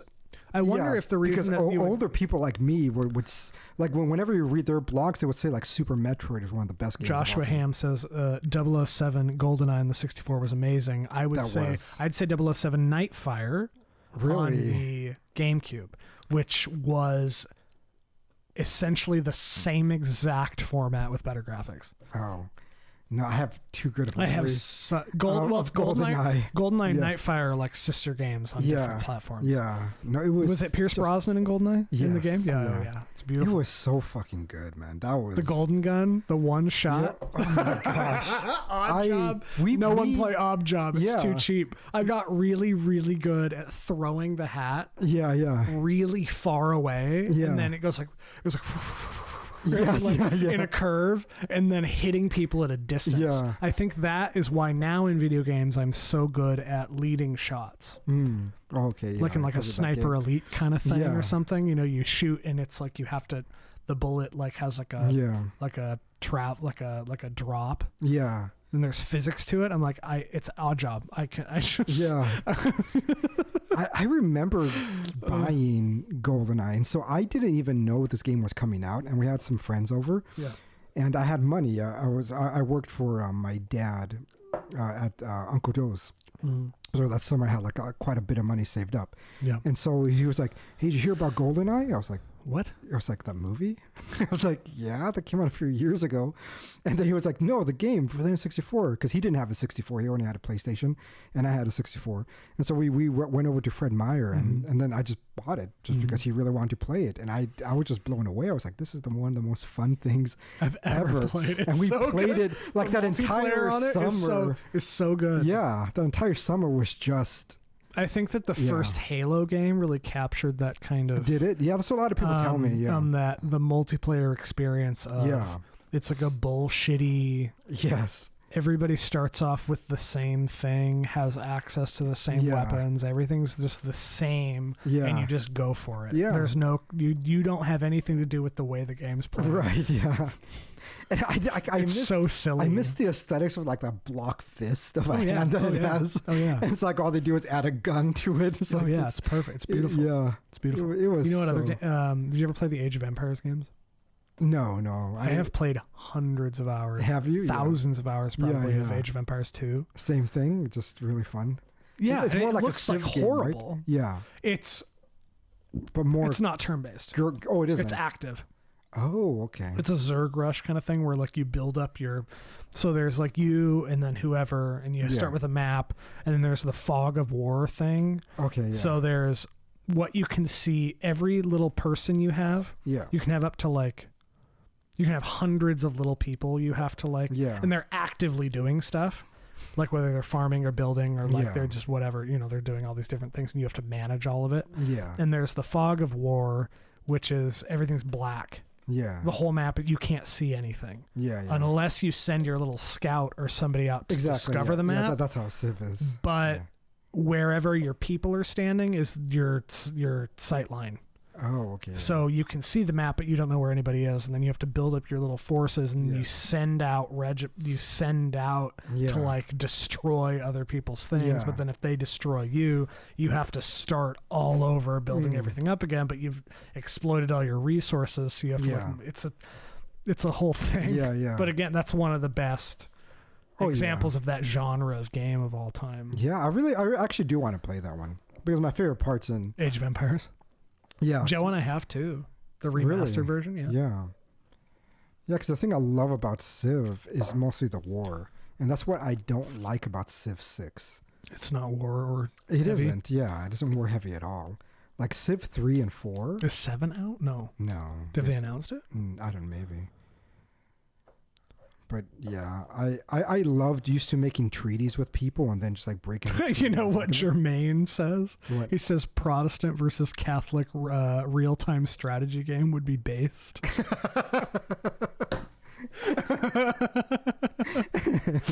That's awesome. That would. Anyway, yeah. Do like an Ireland real-time strategy game. Yeah, guess a Norwegian. Is Northern Ireland Protestant or Catholic? Do you know? I think Northern was the Protestant, wasn't it? And I think the regular Ireland was the Catholic region. I don't know. Yeah, I'm pretty sure. They're gonna bomb us now that we've mentioned them. Yeah. Can I have another one? Yeah. I'm trying to maintain a decent level of sobriety. Oh, okay. It's not working as well as I thought it would, but Yeah. yeah, we're good. I was trying to think of other Spyro games. Old Spyro games Oh yeah, yeah. were beautiful. I still have the original PlayStation. Do you? Yeah, there's mine broke. I did have one, but Well, it's not the original. It's the first PlayStation, but it's the compact version. yeah, the smaller one. Yeah, yeah. Yeah. I have a little screen that'll connect to it so you can play it Oh, portably. I forgot about that. Yeah. Yeah. What is that brand called? It's got the little claw. It's like an aftermarket PlayStation video game brand thing. I don't remember what it's I called. don't know. But yeah, I'm just like think about all these. Oh my god. Never mind. That's not worth it. Everybody look up Mort the chicken. It was this first PlayStation game where you played as a chicken, and what had happened was there was an alien race of cubes, and all cube-shaped items on Earth were enslaved members of this cube alien race, and the alien race of cubes retaliated by stealing all of the chicks off of this farm. And you play as Mort, who is the brave chicken that went after to save the chicks from the alien cube race. Nice. And I told Joe about it. I think I lent him the copy of it. Yeah. And he said it's one of the most absurd and ridiculous games yeah. he's ever played. There were so many of them on the PS1. Weird, Yeah, absurd there's games. so many absurd games. You know but I miss those experimentations. Like the LSD Dream Simulator game that came out. I've never seen that one. It's a PS1 version. You should look up YouTube videos. It's worth looking at. There's like a historical investigation, but I think it's called LSD Dream Simulator, and it's this Japanese dream developer visually interpreted his dream journal into a randomly generated PS1 game. And it's disturbing because it's like a PS1 graphics, but like a dream journal. Yeah, it's really. But yeah, and I think just so many of those games that now became big names just started out by some of the bigger companies also just taking risks. Like the first Biohazard Resident Evil game. It was just like this. It had the cheesy live action actors in the beginning and everything. And they did the weird different camera angles. I really liked that entire era of the PS1 definitely. Many people might disagree with me, but I think the PS1 for me was the best PlayStation console. Mm-hmm. Not two. No, not two. Most people would say two. I know, but I had the most fun with like even that disc that it came with, like that sample disc. Mm-hmm. There was one with like a hopping robotic bunny, and it was just these weirdly absurd. Did you finish it? Yeah, I could give you some more though. Tiny bit. Okay. Yeah, just strange games that you could play. That I kind of I don't know, like I had a lot of fun. Same thing with what was that? Well, it's weird. It's like you walk into the store and there's all these like weird off-brand, non-well-known developer games just lying around you could buy. Yeah, what was that game where you had those cars and one of them had like a clown face Oh, Twisted Metal. Twisted Metal. It was just like, it was fun, crazy. I have that. Do you? Yeah. I literally have Twisted Metal for the PlayStation. Like I should find a tube TV for like $10 online, and we should play Twisted Metal. Yes, their experimentations. Like Amanda loves that game too. Like you just have these fond memories of these. I wonder if I gave it to Joe. Insanely experimental games. We should play Twisted Metal sometime because I have multiple controllers for the PlayStation. And you can't relive it. And that's the thing about it is that that's why I never replay games from youth. Exactly. No. You can't relive that experience, and it seems like, I guess the lack of, I guess we talked about this with music and movies as well, but I think in video games happen the same thing. Is that the lack of experimenting with formulas and seeing whether something is going to be completely shitty or you get something. It's the same thing with animated movies, where if you look at animated movies, it's like 2012 or something. They're all shit after that. It is, yeah. And when you think of video Twisted, games is the same thing. Yeah, when you think of Twisted Metal, it sounds like a stupid idea. I'm trying to think of all the Twisted Metal guys. Is it Axel?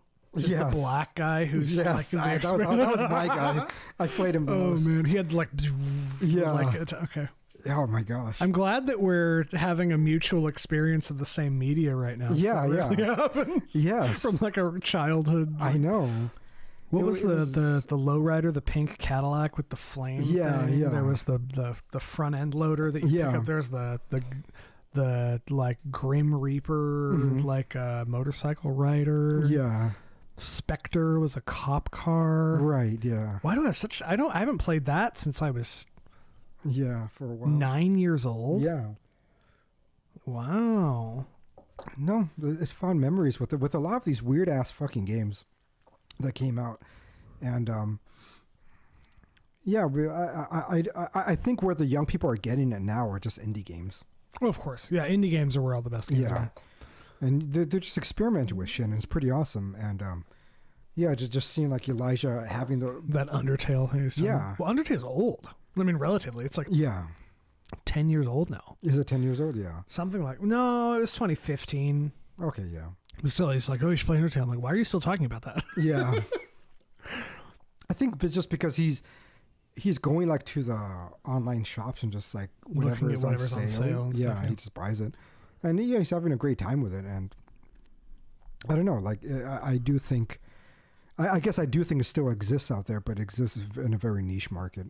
It's just not mainstream. It isn't like you go to Fred Meyer or Walmart and you pick up a copy of a game that's cheap and weird, and then you just... No, that doesn't happen anymore. Yeah. Well, it's very hard to find physical media for games anywhere anyway, but... Yeah. So I remember I bought like Halo Combat Evolved and like a disc set from Fred Meyer. And like, they don't sell PC games anymore. Yeah, they don't. Yeah. But yeah, those, I don't know. For me, those were good days. I remember them. Like CD, the 90s. like records. I mean, record stores were one thing, but even just like CD sections and stores. Oh yeah, that was up until so like 2010 or something. Were they still pretty big at 2010? Yeah. Yeah, I guess you're right. Yeah, they were. Yeah, nobody buys CDs anymore. CDs were surprisingly short-lived. Were they? Yeah. When did they start? The 90s. And when did they? Kind of in like I think by 2013, 2014, it just really wasn't used. Is that short-lived? Compared to like records. Well, records are just a nostalgia thing now. No. I mean, even like... Okay, so records started in like the... Yes, yeah. 18 something. Yeah. And it was like mainstream for the majority of listening to music. Oh, so it was almost like with when CDs come out, they're like, well, we can do this really high quality CD thing, but by the time that really started to take hold, they're like, we can just put it online. Yeah, pretty much, yeah. This is a digital file on a thing anyway, so whatever. Because I would even say it was already losing popularity by mid-2000s when the iPods and the Zune people... I miss iPods so much. I mean, I think most youth, anybody born like in 2000... I found my dad's 30 gigabyte original iPod. Oh, did you? With the metal back and everything. Yeah. And I was like, this is... It's nice. I would trade that for Spotify in a second. Oh, yeah. That kind of... If you had the quality of contemporary streaming and like FLAC files and stuff. And I had to buy it. Yeah. I don't, with how long I've been paying to Spotify, yeah, I could have bought all the music I wanted anyway and had it on iPod and it wouldn't matter. That's true. Yeah. That's why I never really, before I didn't understand streaming music much, but just the way the people do it now. But yeah, I agree. Because I don't listen to most music. I listen to the music that I like and know. Exactly, yeah. And then once every 4 months, I'll be in the grocery store and I'll hear a song and Shazam it. Yeah. Like, oh, this is added. Yeah. And then I'll explore that. Yeah, that's the way that we normally existed when MP3s became big. But yeah, I think I remember even by my college. I would think that that's most people of a certain age and older. Just that's how they listen to music. Yeah. But yeah, with my, because right now when I use Spotify, I use it the way that I used. Either I listen to it with the radio, but anyways, I don't know. Like I think CDs by 2005, 2006, CDs were already kind of starting to fade out. It really was only like LimeWire was a big. It was, yeah. Like CDs really lasted about 10 years. It was like mid 90s, like 94, 95. Well, it's because they appealed to the record. It did, yes. They appealed to the aesthetic. Mm-hmm. I don't know, the aesthetic experience of a record. Like, you know, the thing of the little, like you hit the thing and it like pops out and you stick the thing on and then it goes in, or, you know, you like click it onto the little wheel that spins with the little ball bearings. Like it's a similar experience to putting on a record. It is, yeah. But it's higher quality and you can put more data on it. Yeah. Well, I don't know if it was higher quality at that time. It was. That was the main selling point. You really can tell. You know, records are pressed from digital now. I know, yeah. They're like digital files are rendered on records. Yeah, And I've listened, you know, Joe has an insane record. Yeah. So it's all at my mom's house right now. But, oh, is it? Yeah. But I've sat down with him and like played records. It's a thing. Like there's a reverence to taking out a giant disc, putting it on the $2,000 turntable, play it through the $10,000 speakers, and you just sit there and are listening to music and commenting on music. Yeah. That's a thing. I think that's completely justified and I understand it. Yeah. But most people don't listen to music like that. Right, yeah. And it doesn't. because the other thing that was really I guess appealing about CDs for many people was just its portability. Of course, they're smaller. Because what you sacrificed before is like at home you would have the record player, and when you're on the go, you had a Walkman, a cassette player. But cassettes I have a yellow sports Walkman. Yeah. But Walkmans were so like, I mean, the audio quality of a cassette tape is horrible. It's horrible. I think it's the worst. Yes, but still, that lived a lot longer than CDs. And so the appeal of CDs was that you could take it on the go. And so you had the ones that were vibration resistant. They're skip resistant. Skip resistant. Yeah. And so there was like this. It was a whole thing that it was like you could take a record on the go. You get the superior quality of them both, but it's on the go. And so that's what made it appealing and what made MP3s. I'm really happy that at least I understand what you're talking about from a firsthand I was there perspective. It makes me not feel like a child. Yeah. But I know what you're talking about. But what made MP3s kill it is that it sounded just as good through shitty headphones. Yes, but it sounded just as good as CDs, and it was portable. And it was smaller. I had one of those and little... you could put like thousands of fucking songs on it. Yeah, they're like that little bean-shaped ones with like, you know, the buttons on both sides. And little shitty grocery store ones. And you could plug them in with a mini USB or something. I don't know this, but yeah. there's all these different kinds of... MP3 players, you know. Yeah. Yeah, there are a lot. And Zune was trying to compete. I really miss iPods. I think that there was like a... Yeah. It was the last... Ooh, I think we're about to make some statements about iPods. The death of iPod. Yeah. Because the last major iteration of the iPod was the iPod Touch. Yeah. Which was an iPhone without the phone. Cell signal, yeah. Which I had those, but I still have that. What was that? There was the generation of iPod Nanos that were like this big. Mm. and they had the button, but they had the touch screen. Yes, yeah. And it was just music. Yeah. And they had some like fitness apps and stuff. Yeah, but yeah. if that, I have the previous generation of iPod Nano, which was like the rounded long one. Yeah. I have the short, fat little iPod Nano with the little quick wheel that was like square. That was my favorite one. I loved that one. Yeah. I just I have think all these. those were actually called Mini. That was the iPod Mini. The No, iPod, no. Oh, no, I know what you're saying. I have those also. I'm talking about the iPod, the third generation iPod Nano. No, which because was the Nano was the little clips. no, it was the iPod Mini. The Mini was the one that was No, just mini I'm version of it. really sorry. Yeah. You're not correct. Should we look it up? Yeah, you should. Okay. Because the iPod Nano Yeah. had a screen and everything. The iPod Mini was the little clip thing.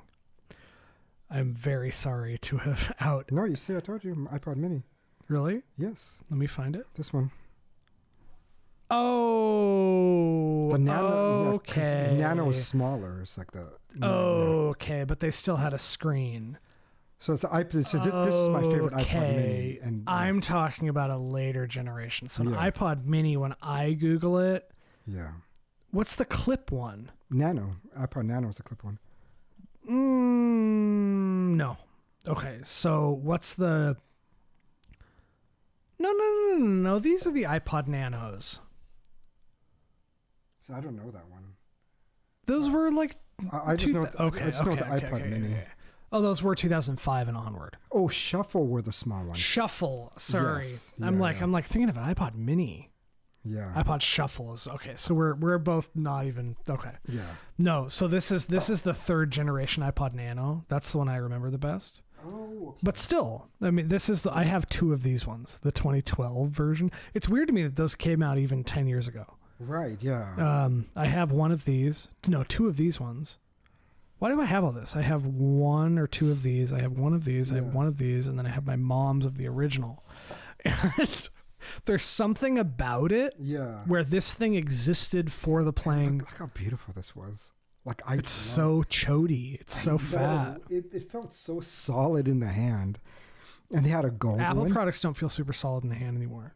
Well, no, this thing does. This one, yeah. They've This one started. too. I They've think the started 13. to again. Yes, I I do think agree that they for a while. They were feeling very. Yeah, it's they're not that they feeling weren't made shitty. of nice materials, but they were. Yeah. It's almost like they didn't want you to feel them in the hand. Yeah. And there's something about feeling a product in the hand that's very important. Yes. Yeah. Yeah. That's why Leica cameras are so. Have you ever? Right. They're yeah. so heavy. They are. Yeah. Um, They feel substantial. I remember what I was talking about. I'm very sad that the iPod died Yeah. because I don't get to own a device. I have to carry all of this in my pocket if I want to carry something in my pocket anymore. Yeah. I have to carry a phone. I have to carry a calendar. I have to carry the Right. clock. I have to carry the social media. I can't just like Have a music device. have a music device that I Yeah. can take with me to Yeah, carry all yeah. my music files because it's incorporated. I really don't like how, you know, how like the desktop is integrated with the iPad, is integrated with Yes, the yeah, iPhone, yeah. is integrated. I get the utility in that from like a Yeah. business standpoint, but from a user standpoint, I find it very disorienting and overly connected. Yeah. I feel like I can't compartmentalize what I'm doing. Yeah. I really enjoyed having a Samsung phone and an Apple computer because I couldn't talk. Oh, I see. There's something about the compartmentalization that I really, really enjoyed Yeah. that isn't, you can't compartmentalize anymore technologically. Really, Yeah. I mean, practically. Like everything has the same Apple ID, everything shows up on the same Yeah. devices, everything. Yeah. Yeah. I don't know if that makes sense or not. I wonder if that's just me being nostalgic for how I grew up, is that everything was, you had a phone, you had a computer, you had all this Yeah. different stuff, that you had an iPod, and they were all separate devices that didn't talk to each other. And I don't like that all my devices talk to each other now. Yeah. Because it's like, it's just too... Yeah. I don't know what that would be. That might just be a specific thing to me that I don't know. Yeah. I've heard other people talk about it, but I just... Yeah. It's almost like I don't get to take my phone with me and it just be my phone. Mm-hmm. It's everything my computer does with me. Yeah. It's all the social media, it's all the other stuff. Because I remember in 2010, I didn't have a phone that would do everything my computer did. Yeah. And I couldn't like walk away from Tumblr. I could walk away from Facebook in 2010 and then come back to it several hours later and check it. But now everything is on my... I know it's not... You can just uninstall the apps and stuff. No one does that. They're there. Yeah. I'm going to have them on my phone because I have access to them. There was a necessary disconnection that occurred when you took your Motorola Razr flip phone. Yeah, I mean, I think it's probably partly nostalgia. Because, like, for me, I miss the days where people didn't have cell phones. Oh, I'm sure. You know? Well, and I really do think it's nostalgia. For, like, I remember, like, being 18, 19, and we were, like, when I go to work, nobody can get a hold of me. Like, me going to work means that the only time anybody would call me is if it was an emergency. Yeah. Because then they will call my job. I wonder if there's... And you just don't have that anymore. Now anybody can just say hi to you while you're working. So you were allowed to grow up in an environment that wasn't... Yeah. Wow, that was shocking. I was like, what's happening? Yeah.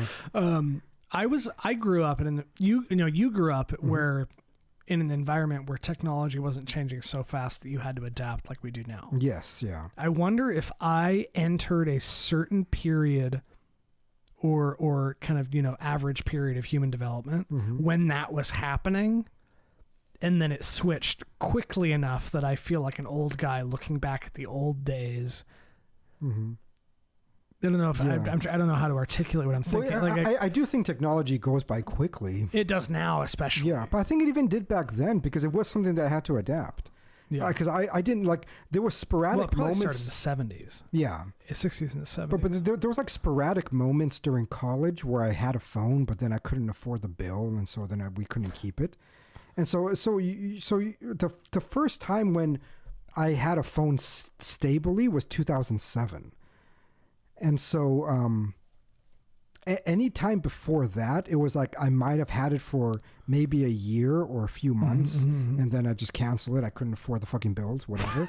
and it just I just wonder if and so there was for me it was like I lived a large portion of my life, including my early 20s, where me going somewhere means you can't follow me. Right. And I think my dad still was thinking that way before he died. And so because, like I got him a phone later on, but he would never. Can I tell you something? This is going to be really macabre. Okay. I'm glad I don't ever have to teach my father how to use contemporary technology that he doesn't understand. Yes. Yeah. I know. I had to try to teach him that. He went at the, it was horrible. The last few years that he was going to have any cognitive relevance. Yeah. And he just got to go. Yeah. No, I don't have to help my father into old age is really a blessing. Yes. But there's this weird, like, just imagine, or I don't know if I could, if you can actually imagine what it's like, but I have a brain that works. Yeah. Okay. But just imagine where you exist and you go to work. Let's say you get off at 5:30, and when you get off of work, nobody can ask you where you're going. Oh, you've told me this before. I've imagined it. Yeah. And it really is. It's weird. Yeah. That it's not part of reality at all. It's like as soon as like 5 o'clock, somebody could text you, "Hey, where are you? You coming home yet? You doing this?" Like that just read receipts were the death of. And even before that, they just couldn't at all. That's what I mean. It's not even. What you mean. Yeah, it's like you're not even. That's read receipts. Yeah, yes. It was like it was a very different. Like sometimes you would just be like, I don't feel like driving home because I don't want to hit traffic. I'm just gonna go to Barnes and Noble and maybe look at books and get a drink and eat a fucking cheesecake. It was like you were able just to exist without anybody tracking you, without anybody saying, what you're doing or answering anything. And then you just get home and be like, oh, why'd you come home so late? It's like, shit happens. There's traffic, there's whatever. That just doesn't exist anymore. You know, like my dad, even up to the end, was still living that way because that was his whole life.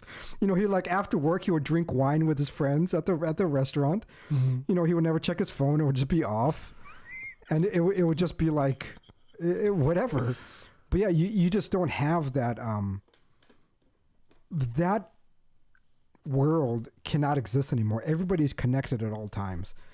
And I think it builds more pressure, more stress. And what's so funny? The YouTube chat is quite funny. Oh, is it? I'm trying not to distract you from the point you're making. They're let's go Brandoning in the chat. Oh, are they? Okay. Gets off work at 5:30. Where are you going? Do I look like Brandon to you? I'm not going anywhere. Anyway. No, but it's true. No, I know. Everybody now encounters that. Do I look like a Brandon to you? Yeah, everybody encounters that now, and it just life really is. And I think it was the same thing like for women. Like if they wanted to go grocery shopping or they just left the home, if they were like stay-at-home mom, it's like the husband couldn't keep track of them. They don't know what the fuck they're doing. They could be like getting a drink with a friend. There's no necessity for trust anymore. Yeah. You can just know. Yeah. Like if they want to grab a mimosa with their friend and just like hang out in a restaurant or whatever. Yeah. A mimosa, you're like, what's a woman drink? Yeah. A mimosa. It's like, and not use the credit card and just use cash that you kind of kept the whole time so nobody could find you. It's like the women were able to, but not the husband could just be like, hey, where are you? What are you doing? You know, and I really, and then they're like nothing, and you're like, ugh. And it's like, it spawns distress. It does, yes. It also spawns distress, but it also just spawns, even if it's not distress, it just spawns the necessity to fucking know all the time. It's like, can't some people just breathe? People aren't fine not knowing anything anymore. Yes, I mean, it's the information age. Exactly, yeah. It's like, just don't know. Just be comfortable with not knowing. She could be doing whatever the fuck. Just don't know and don't give a shit. He could be doing whatever. Just don't give a shit. Yeah. Just do your shit, and he'll get home when he gets home. And if you fuck Maria Shriver, whatever. Whatever. It's just I don't know. The way the world is, like I think there's many factors that contribute like to anxiety and stuff. Yeah. I really do think that's one of them. The feeling like you can know everything all the time. The feeling you know everything, but the feeling that you can't escape. Like the young people can't escape. I remember being 16 years old and my parents not knowing where I was. Like they would say, you have to call me from a payphone every few hours, whatever. Yeah. But that's the extent of it. They don't know. Now, these parents, like some of my friends who have teenage sons, they just track them on their phone. They're like, oh, I wonder what he's doing over there. It's like they all know now. It's constant monitoring. It's constant monitoring. And if people talk about, the state's monitoring you yes. constantly. It's like, no, everybody know is monitoring. Yes, and that builds anxiety. Yeah. Sometimes when you're 16, 17, 18, you just want to be in a place where nobody, that your parents That was actually what I used to do. There was yeah. something about, I was, Brandon. There was for one summer, I was running like 3 miles a day. I think one of my legs is shorter than the other. And I think that's why my hip keeps getting messed up. I know. It's so funny that I'm deformed. Potentially deformed. No, it's reminding me of it's fine. No, what did it remind me of? It's stupid. No, I love when you're stupid. No. Please. I'm not. Please. Yes. We have a friend with a leg that's shorter than the other? The show Friends. Oh. Yes. No, what are you talking about? I've never... Yeah. I don't like Friends at all. Yeah, I know. No, that's what I'm saying. That's stupid. You're not going to get it. Okay. But it just reminds me of it so bad. Okay. And then he's like, starts pretending like he's moving in a circle because one leg is shorter than the other. But anyways, it's a very bad show. It's very not well written. But anyway, I was running 3 miles a day for a couple months in the summer. And I would intentionally not. Okay, get it out. Ha ha ha! Friends, so funny. Ha ha ha ha ha. Okay, just keep going. Terrible sitcom, not worth laughing about. Ha ha ha ha ha. Okay. I can't until you're one leg shorter than the other, and you're running. And your I shouldn't tell you that I'm deformed in any way. It does this. Okay, just keep going. Okay. I can't. It just doesn't. The chemistry's wrong. Oh man. The conversational rhythm is dead. You've ruined the whole show forever. I quit. Wait, which character was it on Friends doing that? So it was Rachel, and she was. It's even less funny. Women aren't funny. I know, but she's not the funny part.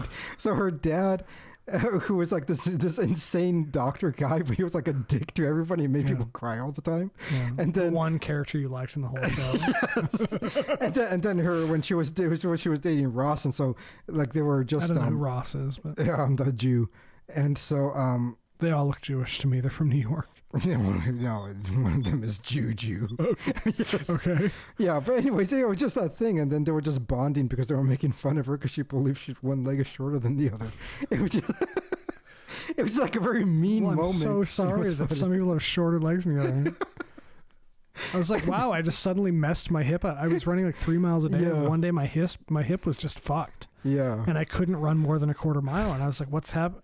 Like, I didn't understand it. And then I work with a bunch of physical therapists, mechanics of the body. Yeah. And I said, yeah, I was just running. And they were like, wait, did one knee hurt and one hip hurt? And I was like, yeah. And they're like, you have one leg that's shorter than the other. And I was like, what? And they're like, yeah, we have to lay you out on the ground and measure you sometime. But, you know, it's like, another way I'm deformed. This is what being a preemie baby does to people. A weird ear. The audience never sees the weird ear. Oh, that's true. Should I show it? Yeah. So I have this weird ear. Looks like you're a boxer. I know, it looks... Yeah. I could have received... I'm doing like this as I'm like showing. So obviously was never a boxer. You know, I have a normal ear. Yeah. But apparently when you're gestating in the womb, if you sit wrong, your ear like... So I was born like this. It was down. Oh, I see. And then eventually came out.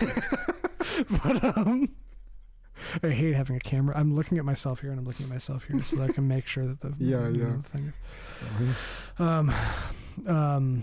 I don't know. I was a preemie, and that means I have one cornea that looks like a parachute that didn't open. It's just a whole thing. Wow. Everything's suffering for me. Yeah. Preemie baby, sure.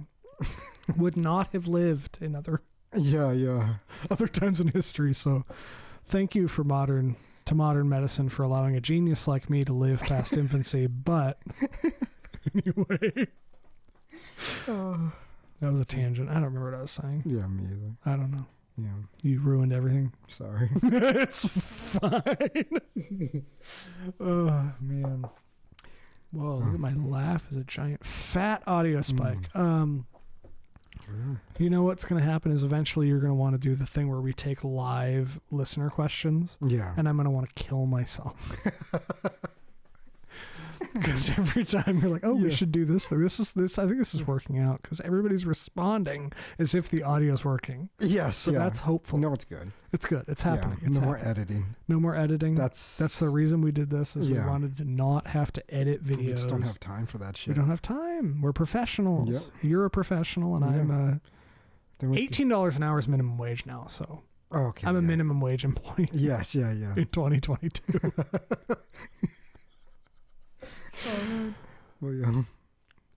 Well, are we good? Yeah. We got over 2 hours. Oh, this was so much better. Oh my God, Friday was so bad. I know. I did tell like 5 very good friends of the podcast they could listen to it. I've given them drive files. Yeah. But Friday was so bad, which just won't be released. Yeah. So I like that we get to have there's a secret lore to the original episode 19 that was never released. Because it sucked, and I forgot to start recording your audio 10 minutes in. Yeah. So really, the episode's like an hour and 10 minutes long. You made some good points that we'll discuss later. But anyway, are we good? Yeah.